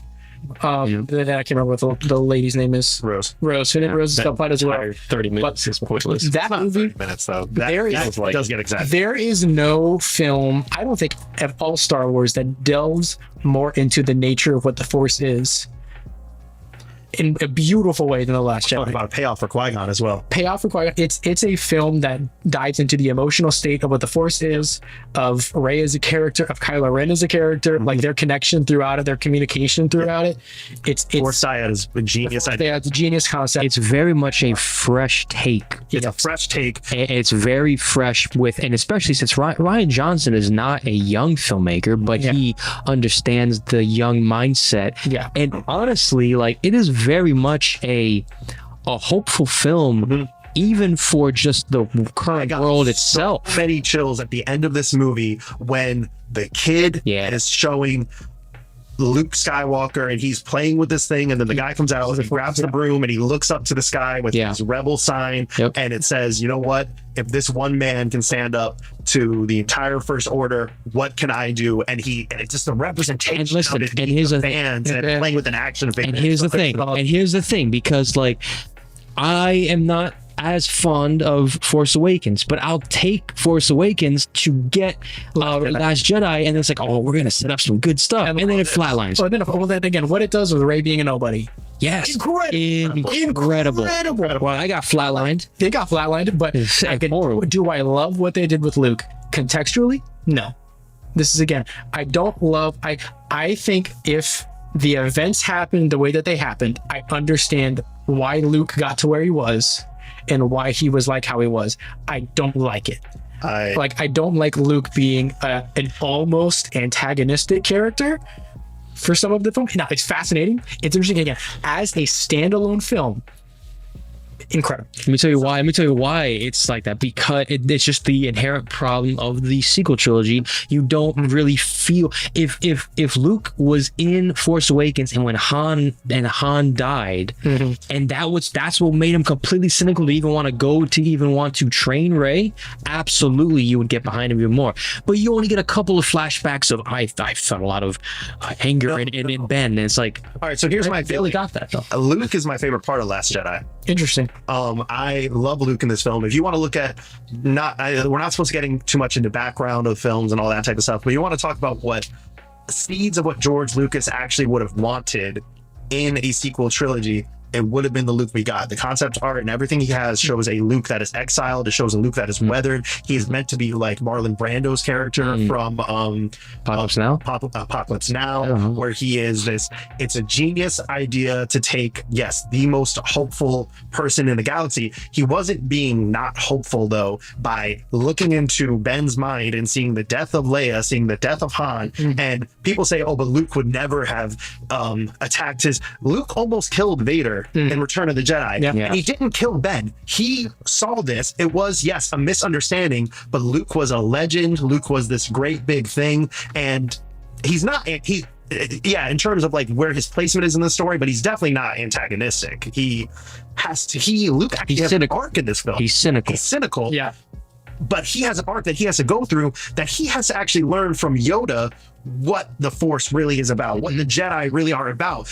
If you want to talk about necessary reason to have the sequel trilogy, The Last Jedi is a necessary reason to have a sequel trilogy, because we need that payoff finally of what is the true essence of the Force. And not only does Luke learn from Yoda, but he also learns from somebody that was just as young as him in the original film. Yeah. And it just goes into it's really interesting. I gotta watch it again, because what the message that Ryan Johnson makes in that is incredible. That was one of the only films of my life that when I watched it in theaters, I walked out of the theater and I was like speechless. Yeah, absolutely. Absolutely. I was so shocked to find out that people hated it so much. I mean, I used to think it was the worst Star Wars film ever made. Watch it again. It just completely changes. And the notion of the idea that, Luke is supposed to be the legend, but that's not the way life goes. But he has to learn the most important lesson of failure. of things aren't always going to go your way. Things aren't always going to turn out perfect. And Luke also, people give him like, oh, Luke would never leave. He thought he was protecting his loved ones by leaving. He thought that he was the problem, and that if he stayed around and if he kept fighting, then he would have caused more problems for them, and he just needed to go and die on an island. And it is just, everything on the island's great, everything with Kylo Ren is great, everything with Rey is great, and I just like, it's crazy because I just recently developed like this brand new like of the last 2 viewings, I was just like, this film is the sequels. You want to talk about what's the purpose and what's the point of the sequel trilogy, it is this film. And I get where Mark Hamill's coming from when he's talking about his character. Like, I totally get the complaints for people who don't like this film initially, but I would say let it sit with you, let it digest, and when you come to accept the film, it's an entirely different perspective. Star Wars is meant to do this. This is what Star Wars is supposed to do. I wholeheartedly agree with all of that, and I agree that this was the right choice given the story. I'm just like, man, I know it's sad. It's sad. You know, it's sad. It's sad. Okay. You know, like, I wanted Luke to have a happier life. True. Like, it's that's because of that's what has already been established in the Force Awakens. That makes it compelling, right? You know what I'm saying? But see, the Force Awakens, you think like we're gonna see our trio back and everything's all hunky dory, and as soon as the film opens, it's not like that, and Han's going back to being being a smuggler and stuff like that, and it's like, oh, okay, fine. But it's disappointing. At least with Last Jedi, it says something, and you can see this happen. But also, you see Luke's peace when he does go. That he came and made a stand, and that he was the spark of hope for the entire galaxy, and that he lived up to the name of his legend. And now look what Luke Skywalker did. He's the man that went and took on the entire First Order by himself. And also encouraging the younger when Poe Dameron's like, we will be the spark that'll light the fire. Like, it has inherent feeling of courage, of yes. And it's great. The wink he gives to 3PO when he's walking by, that's a great more. And you know, that battle, like, I get where people are coming from with the problems of you can't just make an entire film subverting expectations. Would I have liked to see a battle with, Kylo Ren versus Luke and an actual fight? Would I think it would be cool to see? Yes, but again, that's what I love about this film, is I thought it would have been cool to see. But is it needed, and is it the right way to take the story? It subverted expectations, and that's what people didn't like. They, it was because they were spoon fed by Force Awakens, and they didn't like it. And so what did freaking Disney do? Let's go right back to the same thing, and then just. So I will say this, though. All the cool stuff. I mean, I will say this, that no, it doesn't. It's not good for your middle film to just completely derail everything that's being set up. However, a lot of the things that were being set up in Force Awakens was not really, it was dumb. And so what he did was good. If anything, a lot of people are like, but Last Jedi, like, even if it's a great film, like, it didn't do its job as a middle film. I agree with that, but if anything, it elevates Force Awakens. And you know what? You could have just followed through with what was done. Yes. And it didn't ruin the trilogy. True. If anything, it turned the trilogy to the right direction. And what's great though is that you finally get a middle film that can stand on its own though. To an extent, or if anything, like, you might need Force Awakens, so watch Force Awakens, and you watch Last Jedi, and you could technically, it wouldn't happen, but you could technically be done. That's impressive, okay? Because not every, Attack of the Clones, even Empire to an extent, like, you need the last film. Empire and Return need to go for together. sure. I would say this though, you need Last Jedi with Force Awakens. Well, just got to know what the characters are, but I think I do think Last Jedi elevates Force Awakens to me. Like, it does. These two together, which I just did. I watched actually all 3 of them together. Nice. And it does elevate Force Awakens. Obviously, I like Force Awakens probably the most here, while recognizing the problems with it. But regardless, I don't know. The film movie magic. Justin, what do you think? Any thoughts? I don't think it's movie magic, but I don't think I also would agree it's not movie magic. So here's my thing. Put it in movie magic. If we're talking about what we're looking at here with what we have already established and where it can possibly go now, I'm putting it in movie magic. However, I would move one of the other films in my collection. I would put Last Jedi in my collection and move up New Hope to movie magic. I would move up A New Hope to movie magic. However, it could look nice. One film, the original, one of them. See, if we had to switch one, I would put Rogue One in movie magic and put it in my collection. But guys, The Last Jedi is Difficult. so good. It's not that. It's just like it's the good flick that screwed me up, because if we had Phantom and Attack at Not a Fan, no issues. Last Jedi goes we're not done yet. Last Jedi goes in my collection. New Hope goes up top. Oh, I see. All right. We might need to do a rearrangement here. No, hold on. Let's not be hasty.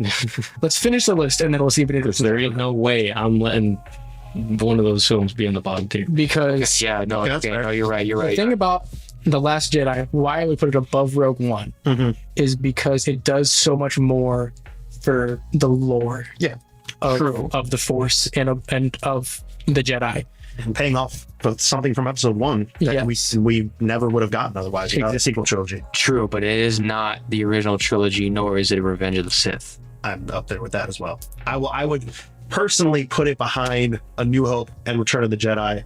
And it's just so hard for me with Rogue One, because I get where everyone's coming from with their love of the film. I think it's just not there for me. It's just not as much of a love for that film. So listen, if we put Last Jedi in movie magic, I will be content with movie magic and in my collection. The bottom two, I could see some rearrangement. I would say movie magic would be Empire, Revenge, and New Hope. In my collection is Return of the Jedi, Rogue One, Last Jedi. That's pretty much perfect. You guys would, if someone put A New Hope and Last Jedi in front of you, okay. which one do you want to watch? No, we're okay. You would pick A New Hope over The Last Jedi? I would probably rearrange. I can't get that. These two cannot stay here. But Oh yeah, I agree. I'm fine with. Well, we can't do it yet, though. We do need it. Let's finish the list and let me make an argument for why those two So that belong. Yeah, Yes, for now. All right, listen. Solo. Oh shit. There we go. I liked Solo a lot. Okay. I have never had a desire to watch it again. There's never once been an inkling for me to return to Solo. True. I liked it a lot. Donald Glover, incredible. I don't remember the name of the actor who played Han Solo. Han Solo is an impossible character to replicate. He is Harrison Ford. That man did the best that can possibly be done in an impossible No, situation. absolutely. Let's make sure that's an agreement. He did a Mad good job. props Absolutely. to that guy. Mhm. Did a great job. Ron Howard coming in too, by the way, last minute and trying to. He did. Absolutely, it felt like. I like this film a lot. It does not stand nearly as tall to me as any of the original 9. It doesn't have the Any of legs. the original nine. The trilogy. The 3 trilogy. But here's the thing, though, it is still a good film. Oh yeah. Oh yeah. That's the thing. Yeah. It's a good film. The thing, So- because Phantom's not, and even I would put that's- Solo. I would put Solo above Attack. That's a point. Now, if you want It to is a switch, point of view. if you Sometimes. Point of view. I can be There's convinced to no- put Attack down and put that on Good Flip. No, all right. We'll have to down first. Okay. What are your thoughts on Solo? Because we have been dictating this a little bit more when it comes to placement, and I'll see your side. No, I mean, if I'm going based on what is a good movie, Solo is just better than Phantom and Attack. I don't think it's better than Force Awakens. It's a side quest Star Wars movie that is cool because it's a side quest Star Wars movie, but it happens to have a young Han Solo. The acting was great between them trying to impersonate, but also be their own version. But they still freaking, I mean, Lando and what's his face, all No, there, everyone right? did a good job. Again, Well, like, Yeah, no, Donald Glover's incredible. it just left such a small impression. but it's true. It's actually fun to watch that movie. It is a fun film. Like when I'm watching some of the other Star Wars, I feel like I have to sit there and like I'm in class. Like I have to sit there and be like, That's how I feel about Phantom Menace. yeah, like those two, like especially the Phantom. Obviously, it's mainly Phantom, but like even that, and I don't want to go ahead of myself, but even Rise, it's just like you're watching those and I'm not enjoying watching those movies. I'm watching them because we have to get through 1 through 9. Solo, Rogue One, and obviously the ones that we have at the top. Like I can actually have a good time with those movies, but Solo and Rogue One not being episodic and not having that same format that for most of the time is great. those formats I just attach myself more to because it's just different. It feels like a regular movie that I can have a good time at the theater and not have to focus on like this classic episodic transitional scene to scene type thing. Question though, does that range true with movie magic and your in my collection? What do you mean? Like with movie magic in my collection, I feel like this is as far as like this is done. I'm not very content with what I'm not saying Last Jedi should be a movie magic. I'm just saying it's overall No, like fine with those. It's really just like I don't think Solo deserves to be a not a fan. All right, so listen, I will not concede Phantom Menace to not a fan. I won't do it. It's not gonna happen. I will concede Attack of the Clones to not a fan. I will concede Force Awakens.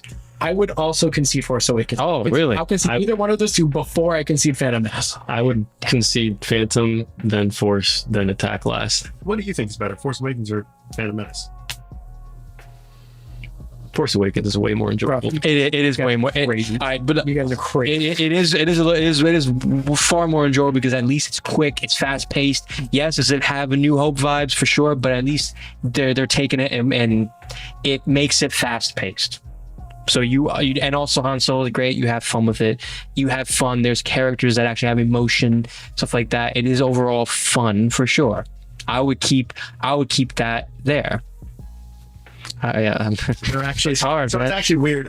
As I'm going through my Star Wars list right now, those are on the same line. Phantom and Attack, Phantom and Force. or Phantom and Force. Phantom and Force. I think Phantom has a slight edge over Force, but Is Attack So above then- both of them, or Attack's below? I say we Nice. put Force at not a fan and put Han Solo a good flick. so you're moving Force to not a fan and put Solo a good flick. I can live with that. I would put Force above Solo. I guess you're really doing the beginning of Han Solo and the end of Han Solo. Because he's It's like, because I'm talking about like Solo. I'm talking about how it left a very little impression on me. I feel very much the same way about Force. That I just there's not a lot drawing me back to Force, except I would say a little bit more because I like Kylo Ren as a character and I like Han Solo as a character. But we get Han Solo here too. It's just different. Again, I will say this. You did a great job. I'll say this. Why is it that Solo, a spin-off movie, did far more giving remnants of a character, why Han is how he is in A New Hope, being a smuggler and shooting first and all that stuff to make sure that he stands out and tries to survive and live. Why is it that there's so much far more stuff to say in Solo than Force Awakens? I would argue that they're That- not. I agree with John. No, because here's the thing. I don't like Force Awakens, all right? I'm sorry. Yes, Han Solo is the best part of Force Awakens. I think that one of the best scenes in the recent years of Star Wars is Han and Kylo on the bridge. True, I agree with you. It is very but keep in mind, I agree with you. But it is also a thing of you did kill off a very important character, and yes, it's shocking, but you did kill off a very important character. That's the thing, and people were shocked about that. Whether or not they liked it, they were wanting to see about it. They wanted to see how this paid off at the end of this trilogy. I would say it's better even than just like that. The small nuance of this True. as he's falling. Yeah, that's great. But what about the whole thing of at the very end, you see Han going through so much stuff in the film Solo, going through all of this. And at the end, there is a standoff between Beckett and him. And he shoots first. And he shoots first. And Beckett didn't even think that Han was going to do it. That sets how Han is when you see him in New Hope continuing into then becoming like a little bit of a softie with seeing Leia, another love interest, because what happened with him and Kira, and then seeing how he is and helps defeat the Empire. Okay, so after all that, where do you think you guys want to put Solo?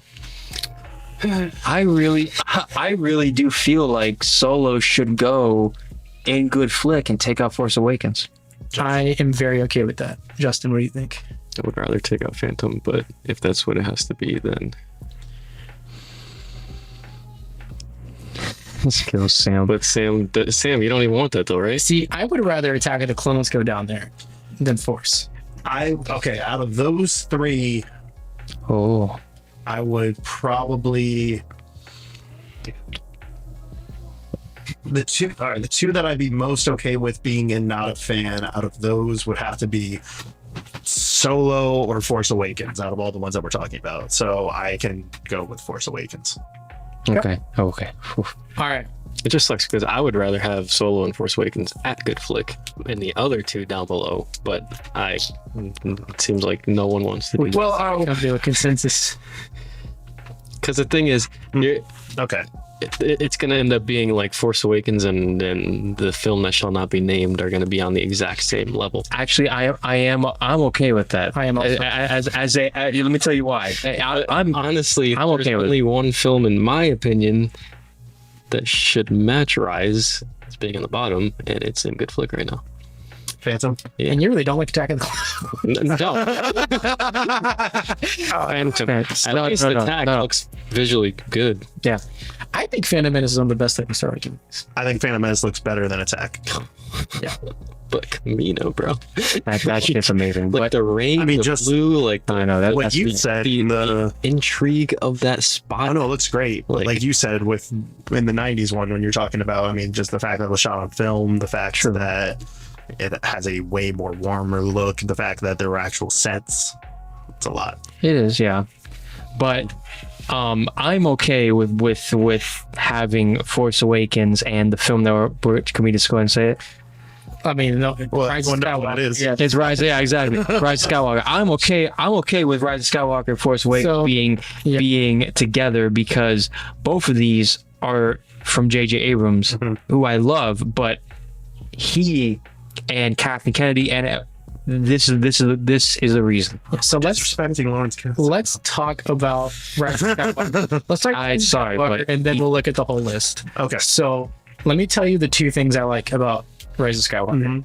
Dominic Monaghan's in it for 5 minutes, and I like him because he plays Merry in Lord of the Rings, and that makes me happy. Who is he? Who is he? Merry in Lord of the Rings, Merry Pippin. I don't remember how Who is he in? He's one of the Resistance people, and he's in there for 5 minutes. And Oh, Dominic that guy? Monaghan, if you ever hear this, thank you. Okay. All right. And the other thing I like in that film is the voices of all the Jedi. Yes. But even then, that could have been better. Could have been better. But that would be it. So all right. So favorite thing about Rise of Skywalker, I guess it'd be a scene. Favorite scene would be the entire sequence of the fight on the second Death Star. I like that we're getting a battle around water. Yeah. It's different. it's visually breathtaking. It's visually it's breathtaking. gosh. for sure. It's breathtaking. I like the idea of the water and the soothing and the healing Yeah. notion, and the scene where Ben does get to relive the whole thing of Han's sacrifice not being in vain. I'm not supporting here Rise of Skywalker, but That is like, a nice moment. it's a very nice It's a moment. nice moment. I like that it's the way that Ben would like it to go, because that moment haunted him forever. And I like the entire notion of Han's sacrifice of going out to see his son and what he did there being paid off in Rise, and just the entire thing of the water and all of that. Great scene. Yeah, I mean, Kylo's the best part about The scene. that movie specifically and the entire sequel trilogy. So anything with him, I like. I liked him. I still think they flopped the end Yes. with him. I really don't think he should have died. No. Honestly, I go back and forth on the like romantic aspect of him and Rey.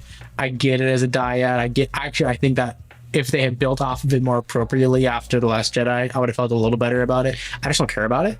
I really feel like in Last Jedi, when you see Poe introducing himself to Rey, I thought that was going to be something like like a Han and Leia thing, where you have the dude that's always blasters, only blasters, and you have his love interest who is actually a Jedi or something like that. I thought they were going to go down that route. They were kind of, in a sense, if you want to talk about one thing that feels like it could have been building through the entire sequel trilogy, if anything, would be a feelings. The relationship between Rey. I think it was. I didn't think it was gonna be romantic. I think it was just gonna. I think it was gonna be more of a. romantic. It did not have to be romantic. I don't think it had to be at all. Satisfying and good. I think it could have been It would have been romantic. I don't think it necessarily takes away from anything that it became romantic. No. It was not. It was not essential. Technically, it's not romantic because of the novel, but also no, because the novel doesn't say it's not romantic. That kiss is romantic, and Ben's face after is he's happy to be. I'm actually a Reylo shipper because they're my favorite. You know, it's okay with me. They're my favorite part of the sequel trilogy when it comes to a continuing thing, and I think it's there in Last Jedi. But the plot of this film, trash. The revocation of Rey being a nobody, trash. Like that final fight, trash. Like it was kind of cool. Like all the ships coming to help them, and there were some funny Easter eggs in there. Again, hearing all the Jedi's voices was amazing. Yes, Hearing Liam Neeson. amazing. In a Star Wars movie, that the first one since episode 1, in a film again, incredible. They added some Kanan Jarrus. They added some Clone Wars characters in there and some Rebels characters, which is amazing. But Sadly, kind of confirms but like Ahsoka. it does kind of. But I mean, we're talking she's way old by then. Yeah. But we're in a situation now where like that could have been so much better if they had like done the Force Ghosts of them or something. You know, like even then it was super cool. But at the end of the day, it was half of what it could have been. If we're doing Force Ghosts, I wish it was just the only people who I would have liked to see come in as a Force Ghost would have been Hayden Christensen, Mark Hamill, Ewan McGregor.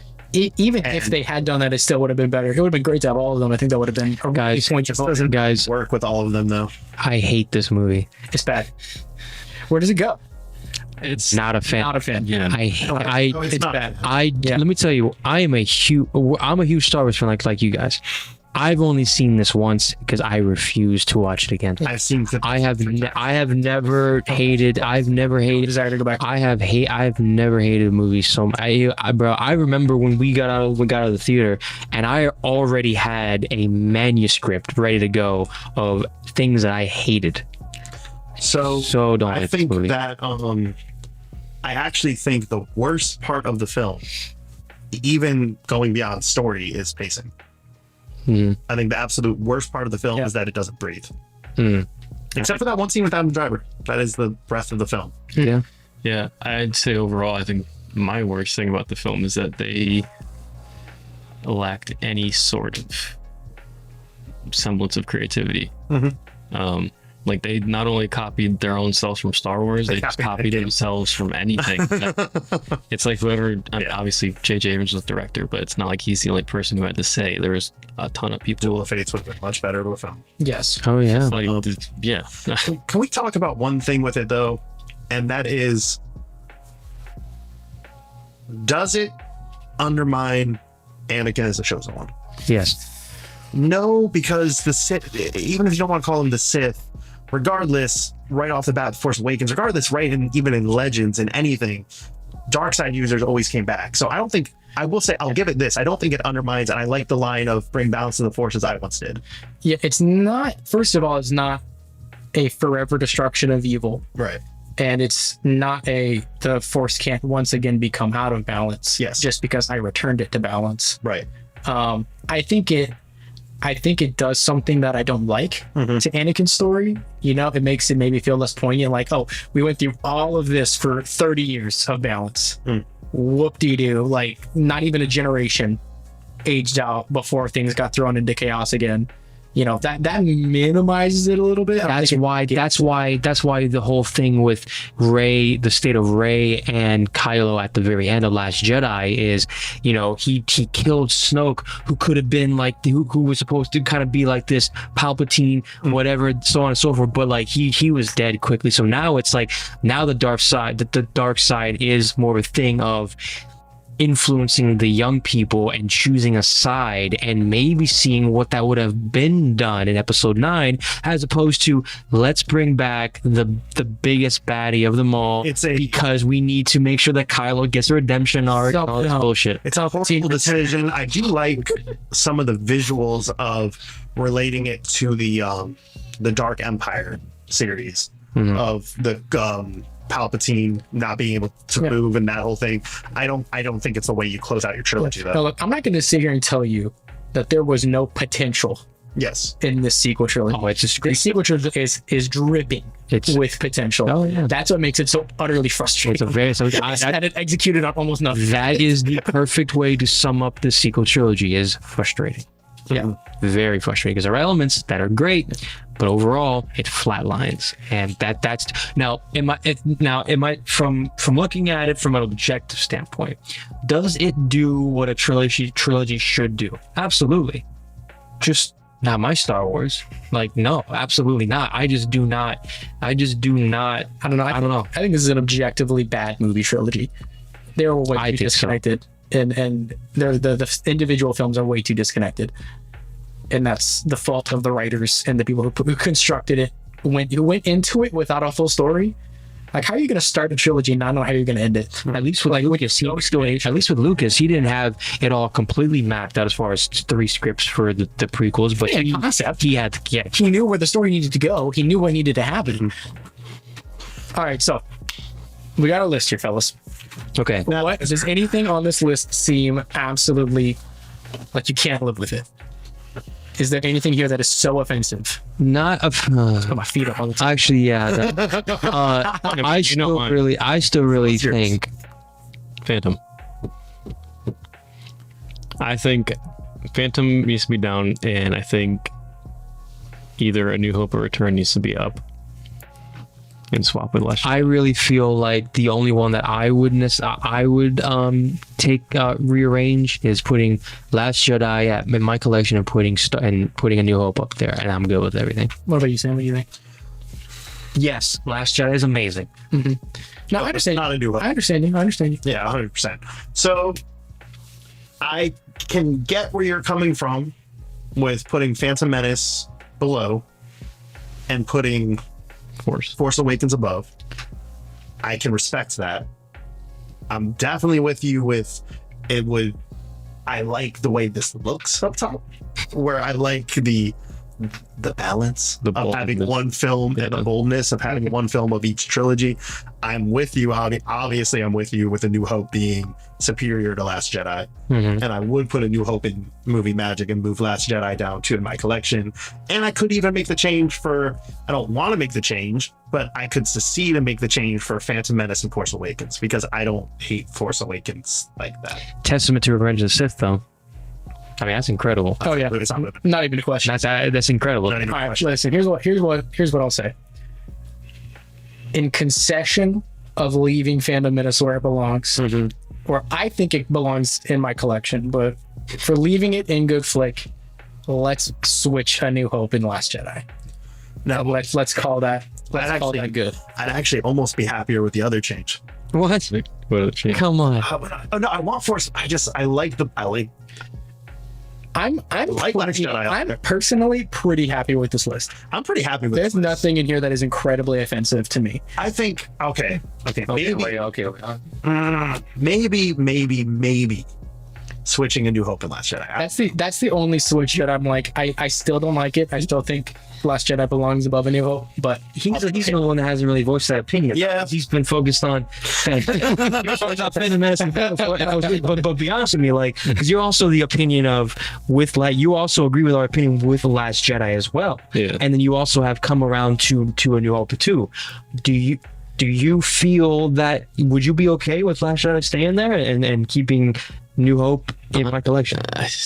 You say yes or no, because otherwise this will determine the next answer.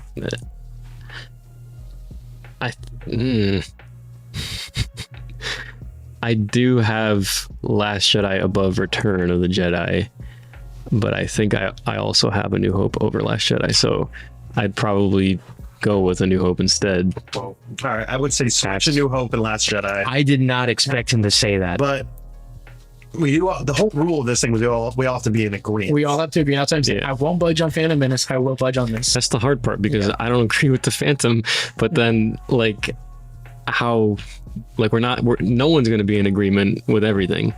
Here's what it looks great on that movie magic looks great on paper for sure. But can you not put A New Hope in movie magic?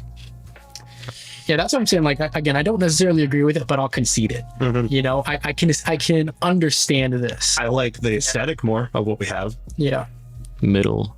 and middle. All right. A New Hope, movie magic. I think that's gonna be a change we're gonna make. Here's what. Oh, you don't like it? No. Okay. No. Oh, come on. Okay. Go. So, Phantom Menace we're keeping. I can't live in a world where that's less than good flick. Okay. I can't. Here's the last thing that I would like to see happen. I can live with this. Kill me now. I can't live with a good flick. Let's try to do this. Let's try to do this part quick. Let's try to put them. Since we put them here, let's try to put them Left in the to best right of the order. orders. Yeah. Like, so worst being on the right, best being on the left. So right here. Okay. Are we switching these two? Yeah. Yes. No, that's probably where it belongs. You agree that this is better than this? Yeah. Yeah, I mean, Yes. yeah, that's just kind of a no-brainer. All right. Up here, I would say, Personally, I'm happy with that. me personally, I would switch Attack and Phantom, yes, I would too. but I can live with that. I would have it in reverse order. Really? I cannot abide Solo being above Phantom. I can abide Attack being above Phantom. So, Okay. now, Justin, you can. but it would look so pretty like this. I know. Yeah. To your mind. All right. So we like that. That you guys do. Well, so my I'm fine because Phantom went down one spot. This one, well, you like Solo more than Phantom too. Yeah, but I could live with that though. Okay. It's acceptable. I'm actually pretty happy within my collection. this. Justin and John. I mean, the only one I could see moving is like that. I would actually flip Last Jedi, Return of the Jedi. Hmm. I would flip Return of the Jedi. See, I'm with Justin. I would flip Rogue One and Return before I did that. I could. Oof, that just comes down You know to what? taste. That comes down to away taste. from this one because I'm whatever you guys want to do with this one. I have to as well. I can't do it. What do you It's really taste at this point. pretty much all of these I'm happy with Yeah. in any order. Those are all pretty equal in my mind, I think. Are we doing so? Last Jedi, Rogue One, Return of the Jedi. No, you said you still. I stand by it. Any three assortment It kills me too. But I'm would work with me. Now, let Justin just make the decision of how he wants to see these three go because we're all okay with it. Yeah, I'm okay with whatever. No, I think that's it. Yeah, okay. There we go. No, I think that's it. There we go. Yeah, Rogue One moves up a spot. Up here, That's fine. This I one, will lobby hard for episode 3 getting moved over. oh hell to the motherfucking no. Yeah, no, I think sticking with what we got. I'm gonna stick with what we have too. All right, that's honestly. fair. I think this one was the only one that was pretty perfect besides that swap. That Yeah. was perfect from the get-go. Wow. I don't know, Phantom and Attack look pretty high. I can live with this. I can live with this. All I right. can live with this too. If we move Return, we move Phantom. What? This is the thing. Move Return and move Phantom. I said if we move Return up, we're moving Phantom down. Okay. Yeah, no, that's fair. I would love to. All right. Wow. Look at that. I love It's this. 12 films ranked from the best to the worst and agreed upon with 4 people on May the 4th. This is a big deal. This is crazy. This is probably our longest video we have made to date. Incredible. Yeah. Please let us know how wrong we were in the comment section. Please let us know. I'm gonna get so much hate, but please tell me there's someone out there that would have put Phantom and not a fan, No, I and love. and I need some love in the comments. and that would Some- put Rogue One in movie magic, you know, and then the holiday special. that would go like off screen. I don't know. You have no opinion, mother. Holy crap. All right. But that is all the time that we have today. We gave a lot of time. We will see you guys on Revenge of the 5th, and may the Force be with you. With you. And with us all. Oh. Now you've pissed them off.